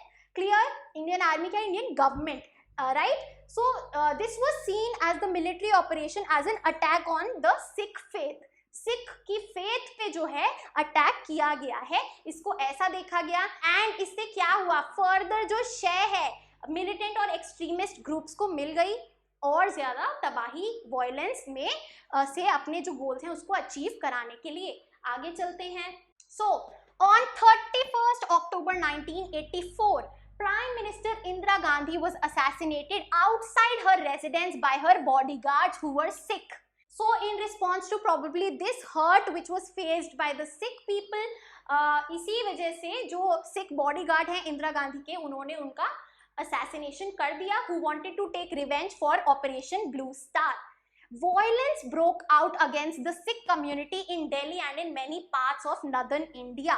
काफी सारी मूवीज भी बनी हैं इस वायलेंट अपराइजिंग को दिखाते हुए कि कैसे सिख्स को टारगेट किया गया था, और बहुत ज्यादा जो है एक गूज़बम्स आ रहे हैं मुझे बोलते हुए भी, बहुत ज्यादा ही वायलेंस का माहौल पूरे नॉर्थ इंडिया में छा गया था, राइट। सो इसी के चलते in response to Indira Gandhi assassination एक वायलेंट अपराइजिंग हो गई नॉर्थ इंडिया में against the Sikh community, against the Sikh कॉम, which continued for almost a week, right, एक हफ्ते तक जो कि चली।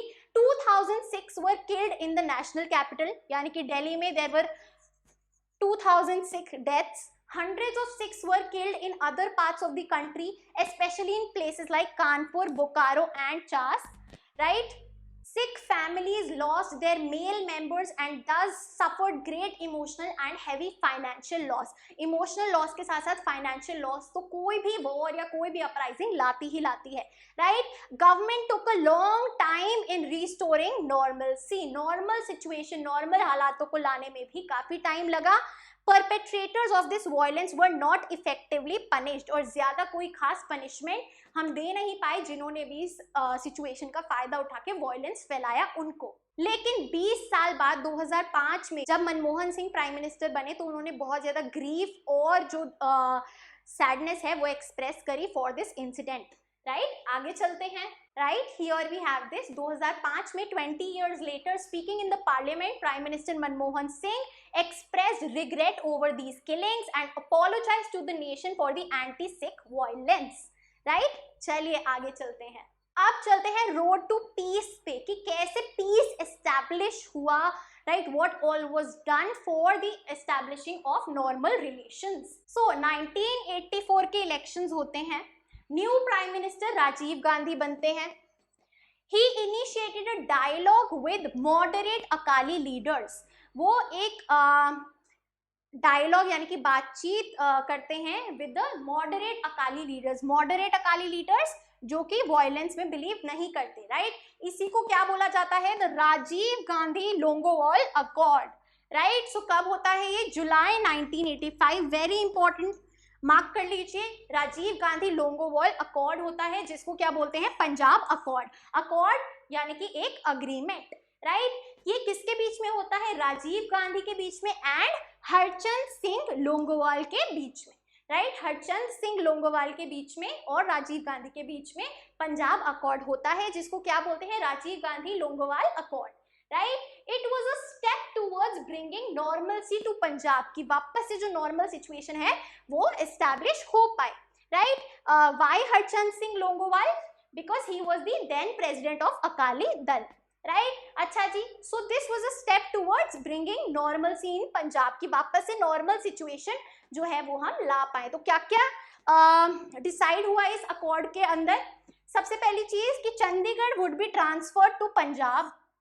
Number 2, a tribunal would be set up to decide the sharing of Ravi Beas river water among Punjab, Haryana and Rajasthan, right. In 3 states के बीच में जो water dispute था उसको सॉल्व किया गया कि भाई एक ट्रिब्यूनल सेटअप करेंगे जो कि डिसाइड करेगा कि वाटर डिस्ट्रीब्यूशन शेयरिंग कैसे होगा, right. Number 3, a separate commission would be appointed to resolve the border dispute between Punjab and Haryana. तो जो बॉर्डर डिस्प्यूट है वो भी एक कमीशन सेटअप करेगा और वो सॉल्व आउट करेगा। चलिए फिर क्या डिसाइड हुआ? Compensation and better treatment of those affected by the militancy in Punjab. उनको कॉम्पनसेशन दी जाएगी यानी कि फाइनेंशियल रिटर्न में पैसे दिए जाएंगे against their loss and better treatment, जिनको भी ये सब वायलेंस फेस करना पड़ा bye the militancy in Punjab, right, जो कि ऑपरेशन ब्लू स्टार हुआ था। And withdrawal of application of armed forces special powers act in Punjab, की आफ्सपा लगा था वहां पे, उसको हटा दिया जाएगा, armed forces special powers act. अच्छा जी, ये क्या है? आफ्सपा क्या करता है? कुछ डिस्टर्ब्ड एरियाज में स्पेशल पावर्स देता है to the army, right, for the protection of that state, जिससे और ज्यादा जो है वहां पे वायलेंस और मिलिटेंसी की संभावना बढ़ जाती है, राइट, क्योंकि अगेन प्रोटेक्शन और रिटेलिएशन होता है। तो आफ्सपा को भी हटाया जाएगा और नॉर्मलसी क्योंकि तभी आ पाएगी डिस्टर्ब्ड एरिया से एक नॉर्मल स्टेट में बदलने के लिए, right. So what was the Rajiv Gandhi Longowal accord? अगर आया तो हम बताएंगे किनके बीच में था, कब हुआ और क्या उसके पॉइंट्स थे, क्या उसके फीचर्स थे, right, what all was decided. आगे चलते हैं। अब ऑब्वियस सी बात है, जितना इजी बोलने में होता है कि पीस प्रिवेल होगा बहुत जल्द, उतना जल्दी इंप्लीमेंट नहीं होता। Peace did not come easily और इमीडिएटली, बहुत आसानी से या फिर तभी के तभी पीस नहीं आ गया, right. Cycle of violence continued for nearly a decade, यानी कि 10 सालों तक जो है वायलेंस हुआ। Fragmentation of the Akali Dal, यानी कि अकाली दल में भी स्प्लिट आया। Militancy and counter insurgency violence led to excesses by the police and violations of human rights. भाई मिलिटेंसी हो रही है, वहां पे जो भी वायलेंस हो रहा है by the militants, and counter insurgency यानी कि उनको रोकने के लिए जो मिलिट्री एक्शन हो रहा है, इस सब के बीच में भाई बहुत ज्यादा एक्सेसेस यानी कि फायदा उठाया गया, करप्शन हुआ, और ज्यादा वी कैन से हरासमेंट हुई, असॉल्ट्स हुई by the police and violation of human rights. Clear है, राइट। आगे देखते हैं। Central government had to impose president's rule, इसी के कारण सेंट्रल गवर्नमेंट को प्रेसिडेंट्स रूल इंपोज करना पड़ा, and normal electoral and political process was suspended, उसको सस्पेंड कर दिया गया, राइट, बिकॉज वायलेंस जो है वो कंटिन्यू हो रहा था। सो 1992 में जब इलेक्शंस होते हैं पंजाब में, केवल 24% इलेक्टर्स आते हैं वोट करने। सो बहुत कम वोटर्स की संख्या होती है for the electoral votes of 1992। For the elections of 1992 in Punjab, middle of 1990s peace returned to Punjab. So 1990s के बीच में around 1995 हम कह सकते हैं कि धीरे धीरे peace आने लगा।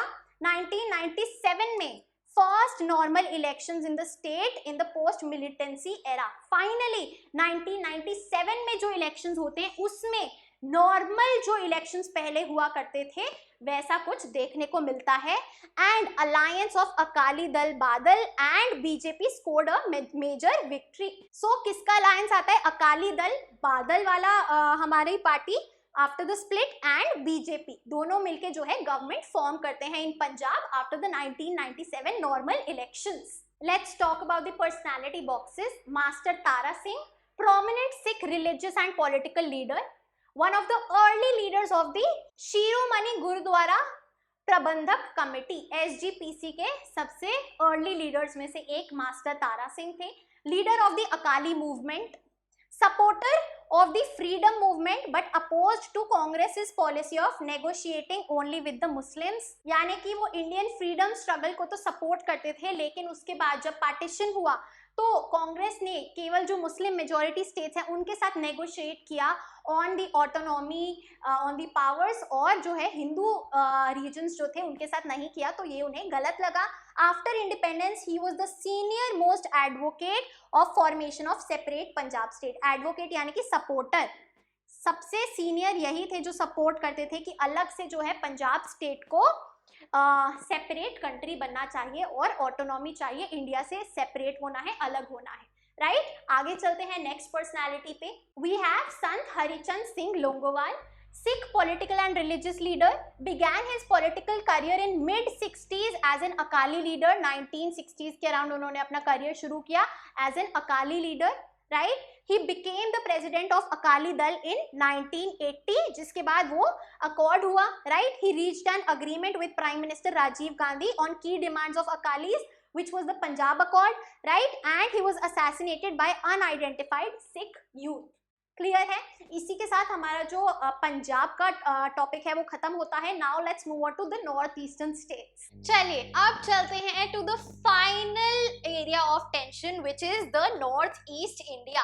तो नॉर्थ ईस्ट रीजन के बारे में जानते हैं. What were the regional aspirations, यहाँ के लोगों की क्या इच्छाएं थी. चलिए, तो सबसे पहले this is our map of north east India. Right, यहाँ से वी हैव सिक्किम, फिर असम, अरुणाचल प्रदेश, मेघालय, त्रिपुरा, मिजोरम, मणिपुर एंड नागालैंड. राइट, बीच में है बांग्लादेश और इधर है भूटान एंड इधर we have Nepal, surrounded by 3 external countries. Right, चलिए जानते हैं 1980s regional aspirations reached a turning point in north east. तो 1980s में एक टर्निंग पॉइंट पे आ गई regional aspirations in the north east India. देखते हैं कैसे. This area consists of 7 states referred to as 7 sisters. Right, 7 sisters कौन सी स्टेट्स हैं फटाफट से कमेंट करके बता दो. Has only 4% of the countries population, केवल 4% ऑफ इंडियाज पॉपुलेशन यहाँ पे रिसाइड करती है, but about twice as much share of its area. Small corridor of about 22 kilometers connects the region to the rest of the country. Right? बहुत छोटा सा जो corridor है ये क्या करता है, कनेक्ट करता है अपने नॉर्थ ईस्ट को with the rest of India. Right, 22 kilometres long corridor. Shares boundaries with China, Myanmar and Bangladesh. Very important, Bangladesh से बाउंड्री शेयर हो रही है, भूटान से बाउंड्री शेयर हो रही है, बांग्लादेश से हो रही है, और यहाँ पे चाइना से हो रही है, यहाँ पे म्यांमार से हो रही है. Right, as you can see China, Myanmar, Bangladesh, we also have Bhutan and इधर वी हैव नेपाल. चलिए, serves as India's gateway to south east Asia. Asia का जो साउथ ईस्ट हिस्सा है जो शुरू होता है म्यांमार से एंड अप टू 10 कंट्रीज वो जाता है. राइट, आसियान जो मेंबर कंट्रीज हैं वो वाला जो साउथ ईस्ट एशिया रीजन है एशिया का, वो इधर से ही होके इंडिया कनेक्ट कर पाती है towards the south eastern countries. आगे चलते हैं, अब जानते हैं about the political history of north east India. Tripura, Manipur and Khasi hills of Meghalaya जो कि पहले प्रिंसली स्टेट्स थी which merged with India after independence, जिन्होंने एक मर्जर किया और वो इंडियन यूनियन का हिस्सा बन गई. कौन सी स्टेट्स? Tripura, Manipur and Khasi hills region of Meghalaya. Right, चलिए 1963 में Nagaland state was created, Nagaland को स्टेट बनाया गया. 1972 में Manipur, Tripura and Meghalaya became separate states, अलग अलग जो रीऑर्गेनाइजेशन ऑफ स्टेट्स है नॉर्थ ईस्ट में हुआ. And finally 1987 Mizoram and Arunachal Pradesh became separate states. Right, तो ये थोड़े से इंपॉर्टेंट ईयर्स हैं, very important for your chronology questions in CUET. आगे चलते हैं, ऐसा क्यों है कि ये जो एरिया है ये अंडर डेवलप्ड है as compare to the other states of India. Reasons for the backwardness of this region compared to other parts of the country. What are the reasons? सबसे पहली चीज, partition reduced it to a landlocked region and affected its economy. चारों तरफ से दूसरी country से घिरा हुआ है, right? So there is no direct contact with the sea, तो लैंडलॉक्ड रीजन है एंड इसी वजह से इकोनॉमी जो है यहाँ पे कम एक्टिव है. सफर्ड निग्लेक्ट इन डेवलपमेंटल टर्म्स, उतनी ज्यादा इंपॉर्टेंस नहीं मिली डेवलपमेंट में जितनी और स्टेट्स को मिली, जितनी नदर्न रीजन को मिली, right? Third, politics remained insulated. Insulated again सिर्फ इसी एरिया तक स्थित रही यहाँ की politics. And number 4, underwent major demographic changes due to influx of migrants. Demographic changes यानी कि पॉपुलेशन से रिलेटेड काफी चेंजेस यहाँ पे आए. कैसे? जैसे कि 1971 में जब बांग्लादेश की वॉर हुई, राइट? इंडिया और पाकिस्तान वॉर हुई for the independence of east Pakistan which is now known as Bangladesh. तो उस टाइम भी रेफ्यूजी प्रॉब्लम, वहां के जो बंगाली पीपल थे वो बचने के लिए इंडिया में रेफ्यूज सीख किया, माइग्रेट होके आ गए, राइट? तो इसीलिए यहाँ पे माइग्रेशन, यहाँ पे माइग्रेंट्स का जो इनफ्लक्स है, जो इनकमिंग है, वो भी एक डेमोग्राफिक प्रॉब्लम है. आगे चलते हैं. So isolation of the region, isolated है. जैसे हमने बताया इंडिया से भी इतना सा कॉरिडोर जो है कनेक्ट करता है, काइंड ऑफ एक अलग ही हिस्सा है. जैसे कि पूरा ऑल ओवर इंडिया है, वो एक ही एक्सपेंस ऑफ लैंड है, यहाँ पे कॉरिडोर कनेक्ट करता है, तो थोड़ा सा आइसोलेशन हो जाता है. And complex social character, complex nature है यहाँ पे सोसाइटी का, राइट? सोशल बैकग्राउंड्स का, जो कि यहाँ के रेजिडेंट्स हैं. This resulted in the complicated set of demands from different states of Northeast. इसी की वजह से जो इच्छाएं हैं, जो रीजनल एस्पिरेशंस है यहाँ के लोगों की, वो भी अलग है, कॉम्प्लिकेटेड है, डिफरेंट है due to their social nature. आगे चलते हैं. वास्ट इंटरनेशनल बॉर्डर है. जी हाँ, जैसे हमने देखा, it is surrounded by neighbouring countries. Weak communication है between the north east and the rest of India due to this isolation, right? This has added to the delicate nature of politics there. इसी की वजह से यहाँ पे politics का nature भी जो है डेलिकेट है, काफी नाजुक है, right? 3 issues dominating the politics of North East. 3 ऐसी डिमांड्स, ऐसे इश्यूज जो कि पॉलिटिक्स ऑफ नॉर्थ ईस्ट को डोमिनेट करते हैं. सबसे पहला इशू क्या है? Demands for autonomy, for more power of having control in this region. Number 2, movements for secession. Secession यानी कि separate होने के लिए movements, अलग होने के लिए इंडिया से. And number 3, opposition to outsiders. कौन से आउटसाइडर्स? जो माइग्रेशन प्रॉब्लम हमने पढ़ी. क्लियर है? आगे चलते हैं. अब जानते हैं जो पहला इशू है, डिमांड्स फॉर ऑटोनॉमी. ज्यादा पावर मिले यहाँ के लोगों को to actually have control over their region. जानते हैं इसमें क्या है. So at independence entire region except Manipur and Tripura comprise the state of Assam. Independence के टाइम पे जो पूरा नॉर्थ ईस्ट रीजन है वो असम के अंडर आता था, स्टेट ऑफ असम में आता था, except for Tripura and Manipur. तो एक बार देख लेते हैं. सो त्रिपुरा और मणिपुर, इस एरिया को छोड़ के this entire reason was the state of Assam. Clear है? प्री इंडिपेंडेंस ब्रिटिश एरा की बात कर रहे हैं. So non Assamese felt that Assam government was imposing Assamese language. तो अगेन वहां पे क्या उन्हें फील हो रहा था, जो नॉन असामीज पीपल थे who did not belong to Assam originally, right? उनको लग रहा था कि हम पे भी असमीज भाषा थोपी जा रही है, imposition of असमीज लैंग्वेज हो रहा है, एंड हमारा जो कल्चर है, हमारी जो लैंग्वेज है, उसको सप्रेस किया जा रहा है, उसको दबाया जा रहा है, राइट? इसी वजह से they stood for the rise of demands of political autonomy, कि हमें अलग से जो है अपने कल्चर और लैंग्वेज को प्रिजर्व करने के लिए अलग से एक स्टेट चाहिए, ऑटोनॉमी चाहिए, राइट? आगे चलते हैं. Leaders of the major tribal communities formed the eastern India tribal union. तो क्या होता है, जो मेजर ट्राइबल कम्युनिटीज के लीडर्स होते हैं वो मिलके क्या बनाते हैं, एक ईस्टर्न इंडिया ट्राइबल यूनियन बनाते हैं. ईस्टर्न इंडिया ट्राइबल यूनियन कब? 1960 में, राइट? जो कि बाद में ट्रांसफॉर्म हो जाता है into all party hill leaders conference. All party hill leaders conference, right, जिनकी डिमांड क्या होती है, they demanded a tribal state to be carved out of Assam, की अलग से भाई हमारी ट्राइबल कम्युनिटीज के लिए आप एक ट्राइबल स्टेट अलग से निकाले आउट ऑफ असम, राइट। चलिए आगे देखते हैं। At different points of time, Meghalaya, Mizoram and Arunachal Pradesh carved out of Assam. तो अलग अलग टाइम पे, जैसे हमने ईयर्स इनिशियली पढ़े, तो ये तीनों स्टेट्स जो हैं एक एक करके कार्व आउट होती हैं, एंड त्रिपुरा और मणिपुर को स्टेट्स में अपग्रेड कर दिया जाता है फ्रॉम यूनियन टेरिटरीज। पहले यूनियन टेरिटरीज थी, फिर उनको स्टेट्स में अपग्रेड कर दिया जाता है। किसको? त्रिपुरा एंड मणिपुर, जो कि असम का पार्ट नहीं होते, राइट। चलिए आगे देखते हैं। Therefore, reorganization of the Northeast was completed by 1972। 1972 तक जो नॉर्थ ईस्टर्न इंडिया है उधर की स्टेट रीऑर्गेनाइजेशन कंप्लीट हो जाती है। आगे चलते हैं।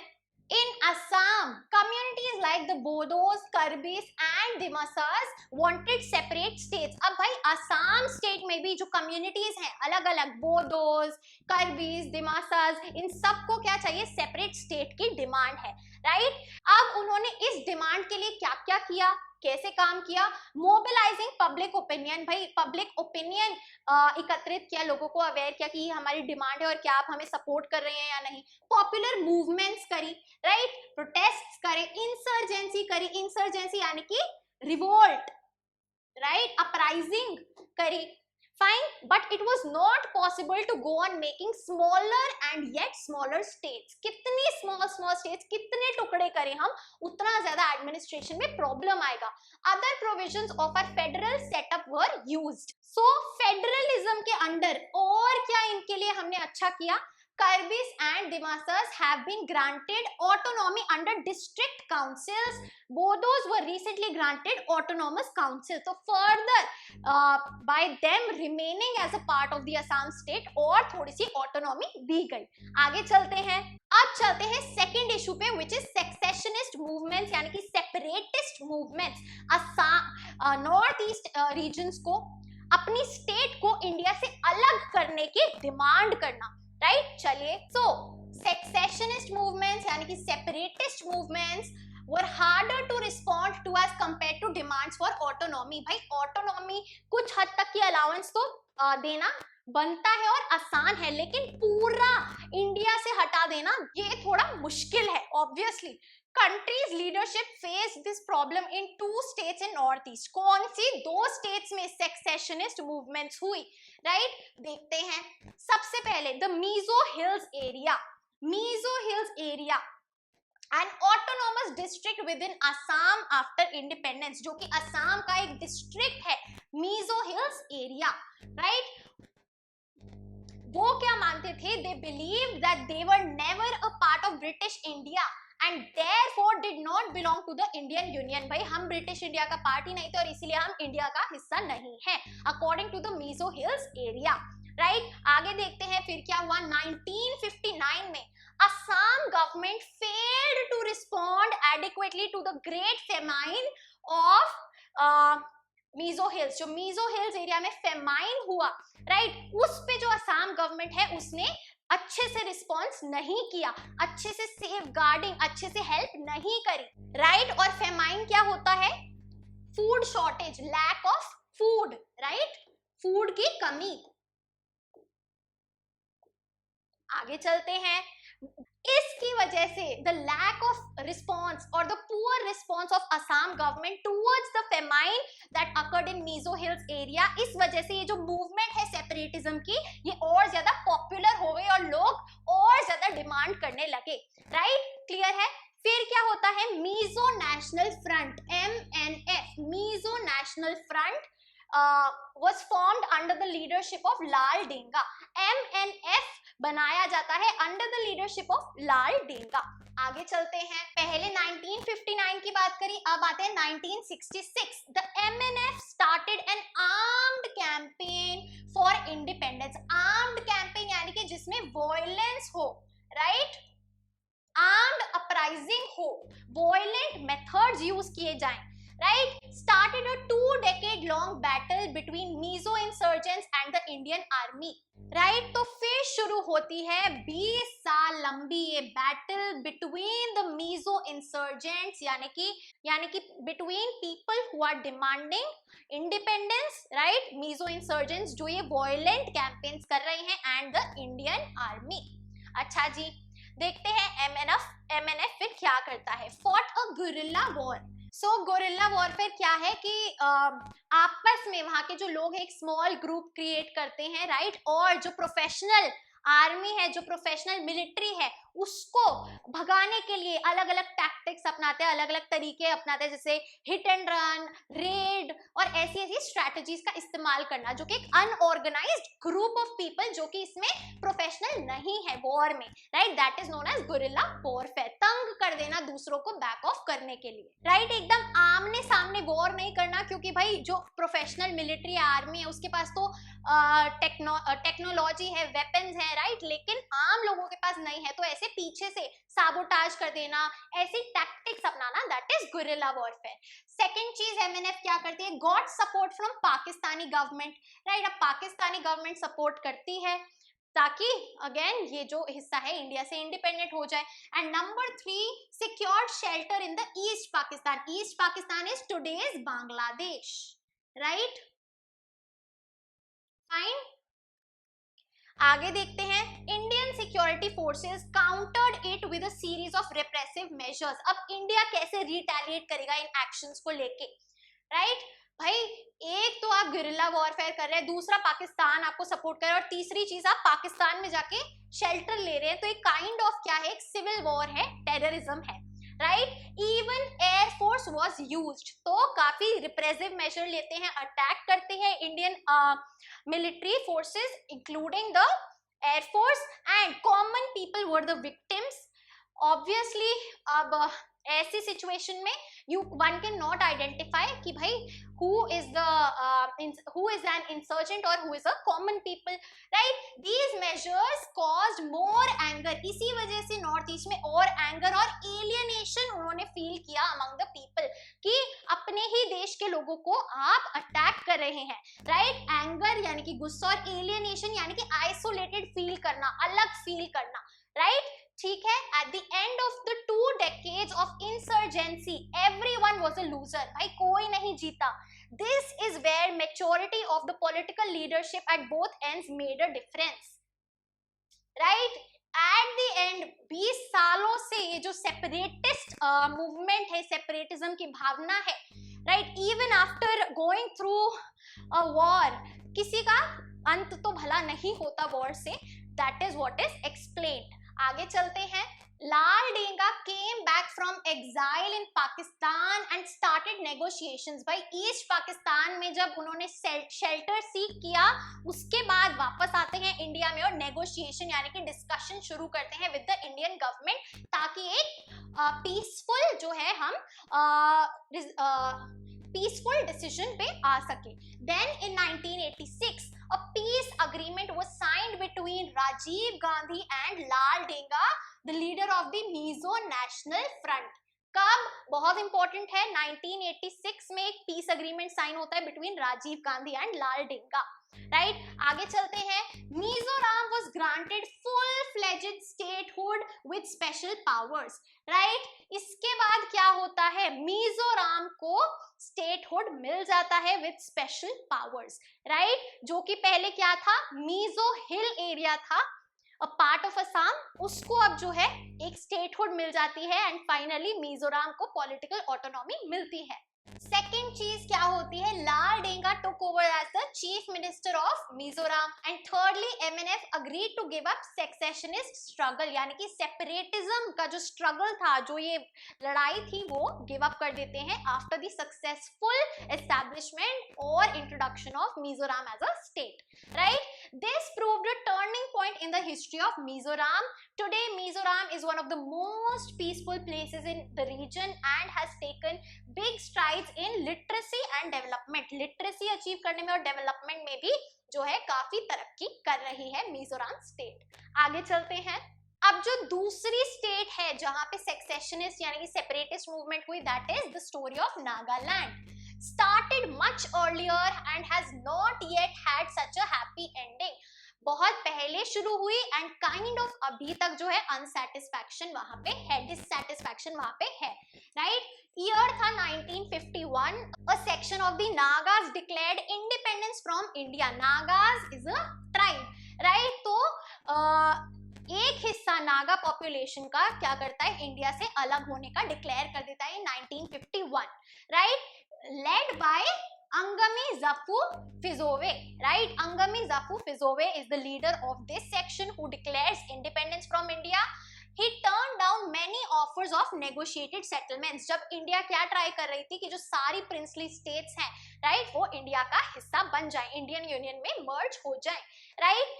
फिर क्या होता है, Naga national council launched N armed struggle for sovereignty of Nagas. तो नागा नेशनल काउंसिल क्या करता है, अगेन एक वॉयलेंट अपराइजिंग, एक आर्म स्ट्रगल लॉन्च करता है ताकि जो नागा लोग हैं उनको सोवरेनिटी मिले. What is sovereignty?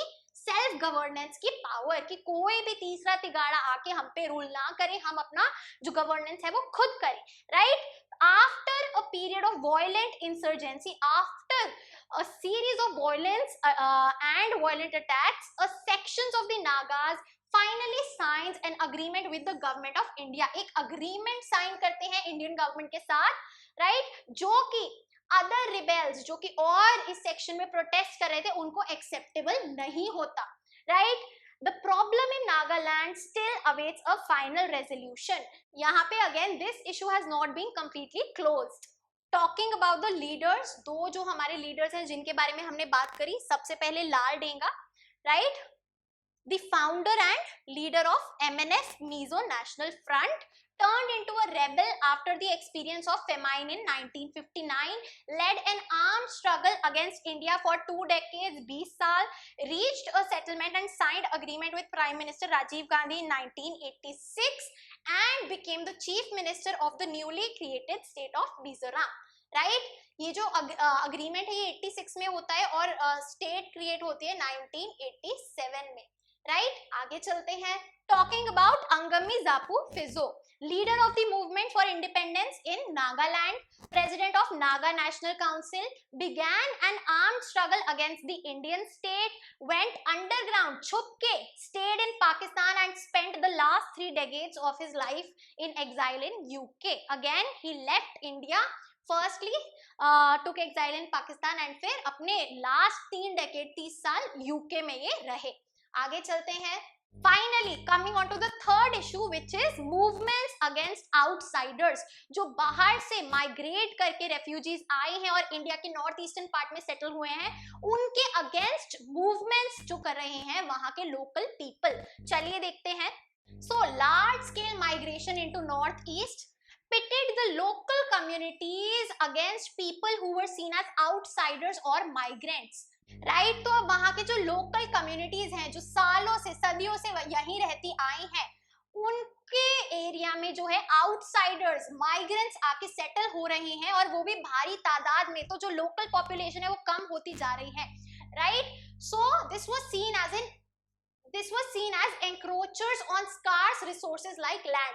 एक तो वैसे ही क्योंकि लैंड रिसोर्सेज कम है, स्कार्स यानी कि लेस रिसोर्सेज, कमी है जहां पे रिसोर्सेज की, उस पे भी जो है भाई अब डिस्ट्रीब्यूशन और ज्यादा लोगों में बट रहा है.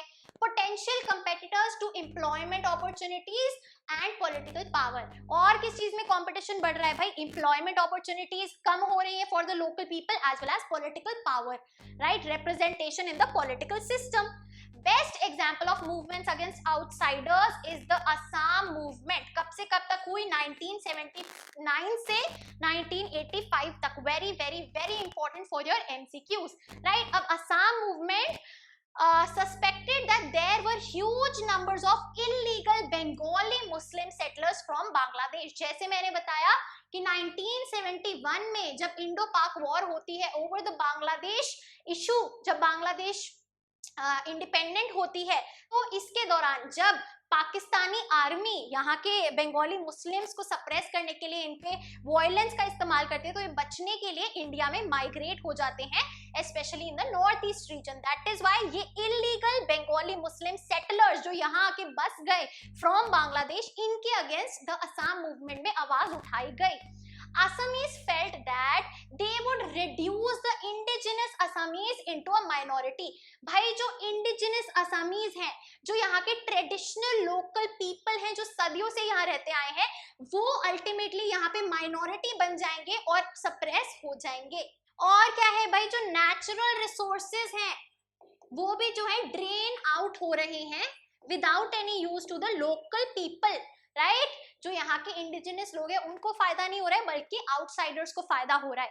एंड वाइड स्प्रेड पॉवर्टी और अनएम्प्लॉयमेंट इन असम और ज्यादा बढ़ रही है, राइट। तो उन्होंने बोला जब तक ये जो आउटसाइडर्स हैं इनको आइडेंटिफाई करके आप डिपोर्ट वापस नहीं भेज दोगे, हमारी जो भाई इंडिजिनस पॉपुलेशन है वो माइनॉरिटी में बदल जाएगी। फिर 1979 में All Assam Students Union ASU led an anti-foreigner movement, right? तो जो हमने असम मूवमेंट पढ़ी उसकी शुरुआत होती है 1979 में, जब ASU All Assam Students Union एक एंटी फॉरेन मूवमेंट चलाता है, शुरू करता है, राइट। ASU क्या है? A students group not affiliated to any party, किसी पॉलिटिकल पार्टी से रिलेटेड नहीं है शुरुआत में, राइट। ये एंटी फॉरेनर मूवमेंट क्या थी? It was against illegal migrations, against domination of Bengalis and other outsiders, against faulty voters registered that included the names of lakhs of immigrants, right। तो political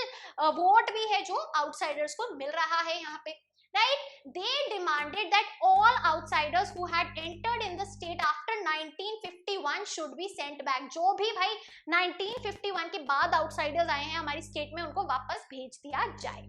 आगे देखिए, सो इस एजिटेशन के बाद कई सारे नोवेल मेथड्स यूज किए जाते हैं। नोवेल यानी कि न्यू तरीके के methods to mobilize all sections of Assamese people. Mobilize यानी कि उनको अवेयर करना और उनको अपने साथ एकजुट करना, उनको उनका सपोर्ट लेना एंड उनको इस रिवोल्ट का हिस्सा बनाना, right. It also involve many tragic and violent incidents leading to loss of property and human lives. Loss of property भी हुआ है और ह्यूमन लाइव्स भी जो है इस अपराइजिंग में गई हैं। Tried to blockade the movements of trains and the supply of oil from Assam to refineries in Bihar, right। Like this is an example कि भाई trains की movements को block कर देना, supply जो कि oil और tea famous है असम की, वो supply हो रही है to other parts of India, उसको block कर देना, right। Clear है? So Rajiv Gandhi led government entered into negotiations with ASU leaders। Again जो इंडियन गवर्नमेंट है under Rajiv Gandhi as the prime minister, वो जो है और नेगोशिएट करने की कोशिश करती है to come to a decision. फिर आता है the Assam accord. Punjab accord पढ़ा था, Assam accord. Foreigners who migrated into Assam during and after Bangladesh war and since were to be identified and deported। तो जो डिमांड थी 1951 की, उसको 1971 कर दिया गया, क्योंकि इजी रहेगा आइडेंटिफाई करने में और वापस भेजने में, कि भाई जो भी फॉरेनर्स बांग्लादेश वॉर के दौरान और उसके बाद आए हैं उनको हम आइडेंटिफाई करके वापस भेजेंगे, right। This led to the successful completion of the movement। So ASU and the Assam Gana Sangram Parishad organized themselves as a regional political party। तो ASU किसके साथ मिलके? असम गाना संग्राम परिषद के साथ मिलके एक रीजनल पॉलिटिकल पार्टी बना लेती है, known as असम गाना परिषद, AGP, right। So AGP was a political party made of ASU and AGSP, Assam Gana Sangram Parishad, clear है, which came into power in the year 1985 in Assam, right। 1985 में power में आती है and promised to resolve the foreign national problem and build a golden Assam। ये जो problem है इसको solve करेंगे और एक गोल्डन असम बनाएंगे। However, the Assam Accord did not solve the problem of immigration। कैसे? Because it continues to be a live issue in the politics of Assam। बहुत ज्यादा मुश्किल है आइडेंटिफाई करना, वो भी ईयर के बेसिस पे कि कौन कब आए और वापस उनको भेजना। जितना कहने में आसान है उतना करने में नहीं है। और यही प्रॉब्लम है जो इमिग्रेशन की, माइग्रेंट्स की जो आके सेटल हो रहे हैं, ये फेस हो रही है त्रिपुरा में, as the original inhabitants have been reduced to a minority and outsiders ज्यादा आ गए हैं। और सिमिलरली जो लोकल पॉपुलेशन है मिजोरम और अरुणाचल प्रदेश की, वो चकमा रेफ्यूजीज से अगेन माइनॉरिटी में सप्रेस हो रही है, एंड ये रेफ्यूजीज इनको ओवरटेक कर रहे हैं इनटू अ मेजॉरिटी, राइट। आगे चलते हैं। इसी के साथ हमारा personality box about Rajiv Gandhi, Prime Minister of India between 1984 and 89, son of Indira Gandhi, joined active politics after 1980, reached agreements with militants in Punjab, Mizoram and Students Union of Assam, right? जो कि हमने पढ़ा, right? तीनों चीज पढ़ी। Pressed for a more open economy and computer technology. This is very important. ये एक actual में जो है पाथ ब्रेकिंग चेंज था under Rajiv Gandhi prime ministership. Liberalisation and आपका computer technology.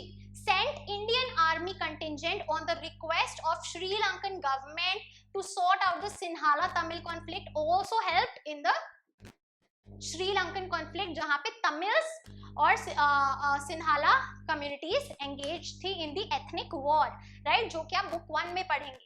Assassinated by suspected LTTE suicide bomber, again book 1 में हम इसे पढ़ेंगे under the contemporary south Asia chapter. आगे चलते हैं, अब जानते हैं अबाउट सिक्किम्स मर्जर, जो कि हमारा बॉक्स है, राइट। चलिए, at the time of independence, independence के समय Sikkim was a protectorate of India. Protectorate यानी कि not a fully sovereign country. जो डिफेंस और फॉरेन रिलेशंस हैं वो इंडिया के अंडर आते थे, यानी कि इंडिया टेक केयर करता था डिफेंस और foreign relations, right. So that is why Sikkim was a protectorate of India. अब पावर ऑफ इंटरनल एडमिनिस्ट्रेशन जो थी, it was with the Chogyal, Sikkim's monarch. Sikkim के मोनार्क के पास इंटरनल एडमिनिस्ट्रेशन, राइट, जो गवर्नेंस है स्टेट की, उसकी जो है पावर थी। He was unable to deal with the democratic aspirations of the people. अब जहां पे मोनार्की है, जहां पे डिक्टेटरशिप है, एनार्की है, राइट, लोग जो है आवाज उठाएंगे, एक रेवोल्यूशन जरूर होगा, देर सवेर होगा जरूर, राइट। तो सिमिलरली डेमोक्रेटिक एस्पिरेशंस है, जो वहां के लोगों की इच्छाएं हैं, वो उभर के आती हैं, and he was unable to manage. So majority of Sikkim's population is Nepali. Sikkim की मेजर जो पॉपुलेशन है, they are Nepali. Chogyal was seen as perpetuating the rule of a small elite from the minority Lepcha Bhutia community, and Chogyal belonged to a minority community known as Lepcha Bhutia community, and वो चाहते थे कि इन्हीं का जो है rule चले on this state, right, चाहे भले ये माइनॉरिटी कम्युनिटी क्यों ना हो। हाउएवर जो majority population that is Nepali, इसीलिए anti Chogyal leaders of both the communities sought and got support from the government of India, right. जो एंटी चोग्याल लीडर्स हैं, जो चाहते हैं कि चोग्याल हट जाए, वो साथ में आते हैं, नेपाली और लेप्चा भूटिया कम्युनिटी से दोनों मिलके इंडियन गवर्नमेंट को रीच आउट करते हैं और हेल्प मांगते हैं। चलिए, फिर 1974 में फर्स्ट डेमोक्रेटिक इलेक्शंस होते हैं सिक्किम लेजिस्लेटिव असेंबली के, जिसमें सिक्किम कांग्रेस जीत जाती है, and it stood for greater integration with India, कि सिक्किम को भी इंडिया एज अ होल में और ज्यादा इंटीग्रेट करेंगे। Assembly first sought the status of associate state. Associate state का स्टेटस लाते हैं। What is an associate state, right, which is की जो डोमेस्टिक अफेयर्स हैं उसमें जो सिक्किम गवर्नमेंट है उसका ही रोल रहेगा। हाउएवर जो हमारे डिफेंस और फॉरेन रिलेशंस है उसमें इंडियन गवर्नमेंट का रोल रहेगा। आगे चलते हैं, अप्रैल 1975 में एक रेजोल्यूशन पास होता है asking for full integration with India, right, कि as a proper state in India Sikkim हो पाए। hurriedly organized referendum put a stamp of popular approval on the assembly's request। क्या हुआ, बोला जाता है कि एक रेफरेंडम होगा। रेफरेंडम यानी कि direct vote of the people, ठीक है, लोगों से, वहां के लोगों से पूछा जाएगा दैट क्या वो इंडिया का हिस्सा बनना चाहते हैं फुल्ली या नहीं, राइट। तो जल्दबाजी में रेफरेंडम कराया जाता है और एक स्टैंप लगवा दिया जाता है कि हाँ भाई लोग खुश हैं, और एक पॉपुलर अप्रूवल है ऑन दी असेंबलीज रिक्वेस्ट, जो गवर्नमेंट है उसकी रिक्वेस्ट पे। इसी वजह से इंडियन पार्लियामेंट जो है एक्सेप्ट कर लेता है इस रिक्वेस्ट को इमीडिएटली, एंड सिक्किम बन जाती है the 22nd state of the Indian union, right. अब प्रॉब्लम क्या है, Chogyal did not accept this merger and his supporters accused the government of India of foul play and use of force. Use of force, जबरदस्ती किया ये सब, और गलत मायनों से किया। बोला रेफरेंडम होगा, लेकिन असेंबली ने अपनी मर्जी से एक पॉपुलर अप्रूवल का जो है थप्पा लगा दिया, चाहे हो या ना हो, और सिक्किम को मर्ज कर दिया इंडिया के साथ। आगे चलते हैं on to Kazi Lhendup Dorji Khangsarpa, right, sorry for the wrong pronunciation in case, leader of democratic movement in Sikkim, founder of Sikkim Praja Mandal and later leader of the Sikkim State Congress। ठीक है जी, 1962 में he founded the Sikkim National Congress.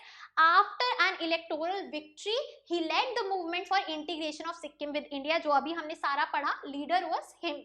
After the integration, Sikkim Congress merged with the Indian National Congress.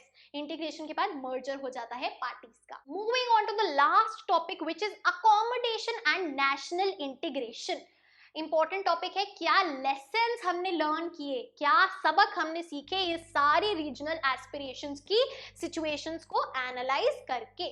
First and the most elementary lesson, most basic lesson क्या है, that regional aspirations, जो अलग अलग regions में लोगों की इच्छाएं हैं, एस्पिरेशंस हैं, they are very much a part of democratic politics. वो डेमोक्रेसी का एक अच्छा खासा हिस्सा है। Nation building is an ongoing process, और ये चलता ही रहेगा जब तक जो है हर एक इंडिविजुअल की एस्पिरेशन फुलफिल नहीं हो जाती, जो कि नियरली इम्पॉसिबल है, right. And this is also present in smaller countries, right, regional aspirations. For example, in the United Kingdom there are regional aspirations in Scotland, Wales and Northern Ireland. Spain faces secessionist movement from the Basques and Sri Lanka from the Tamils. तो हर जगह जो है ये होता है, it is very common in diverse countries.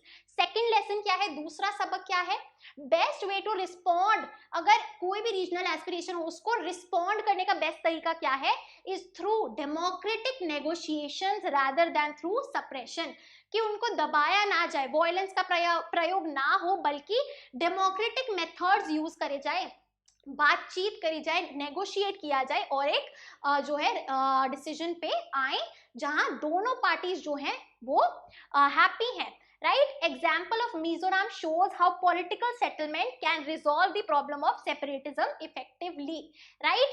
दोनों जो parties हैं उनकी डिमांड जहाँ फुलफिल हो, ऐसे आप एक डिसीजन पे स्टैंड करें थ्रू नेगोशिएशन, बातचीत करके, डिस्कशन करके। थर्ड लेसन क्या है, significance of power sharing. Power sharing की जो पावर है, जो सिग्निफिकेंस है, जो इंपॉर्टेंट है, वो बताई गई है कि भाई groups and parties from the region need to be given share in power at the state level. जो वहां के लोग हैं, जिनके रूट्स हैं उस रीजन में, चाहे वो पार्टीज हैं या ग्रुप्स हैं या ट्राइब्स हैं या कम्युनिटीज हैं, उनको कुछ हिस्सा, कुछ शेयर ऑफ पावर दिया जाना चाहिए at the state level, and regions must have a share in deciding the destiny of the nation.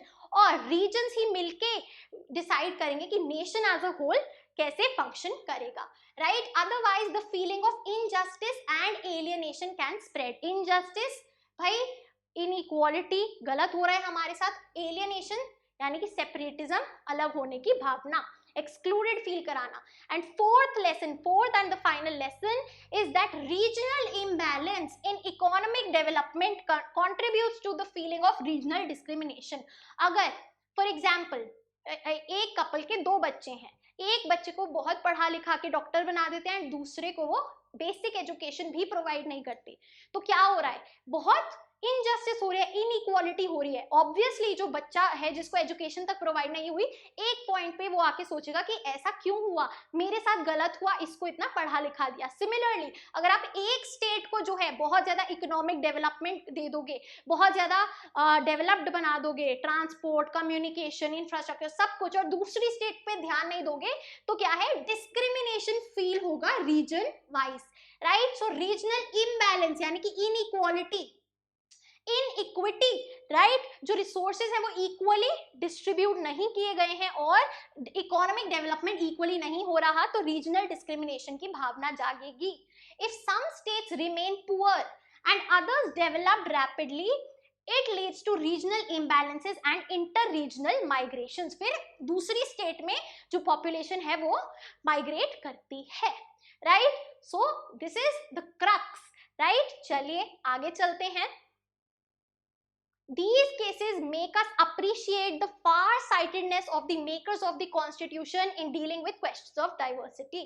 ये सब देख के हमें पता चलता है कि जो हमारे कॉन्स्टिट्यूशन मेकर्स हैं, राइट, जो हमारी कॉन्स्टिट्यूएंट असेंबली के मेंबर्स थे, उन्होंने कितना दूर तक का सोचा, और जो हमारी नेशनल यूनिटी के चैलेंजेस थे, डाइवर्सिटी को भी प्रिजर्व करना, उसको कितने अच्छे से जो है एड्रेस किया।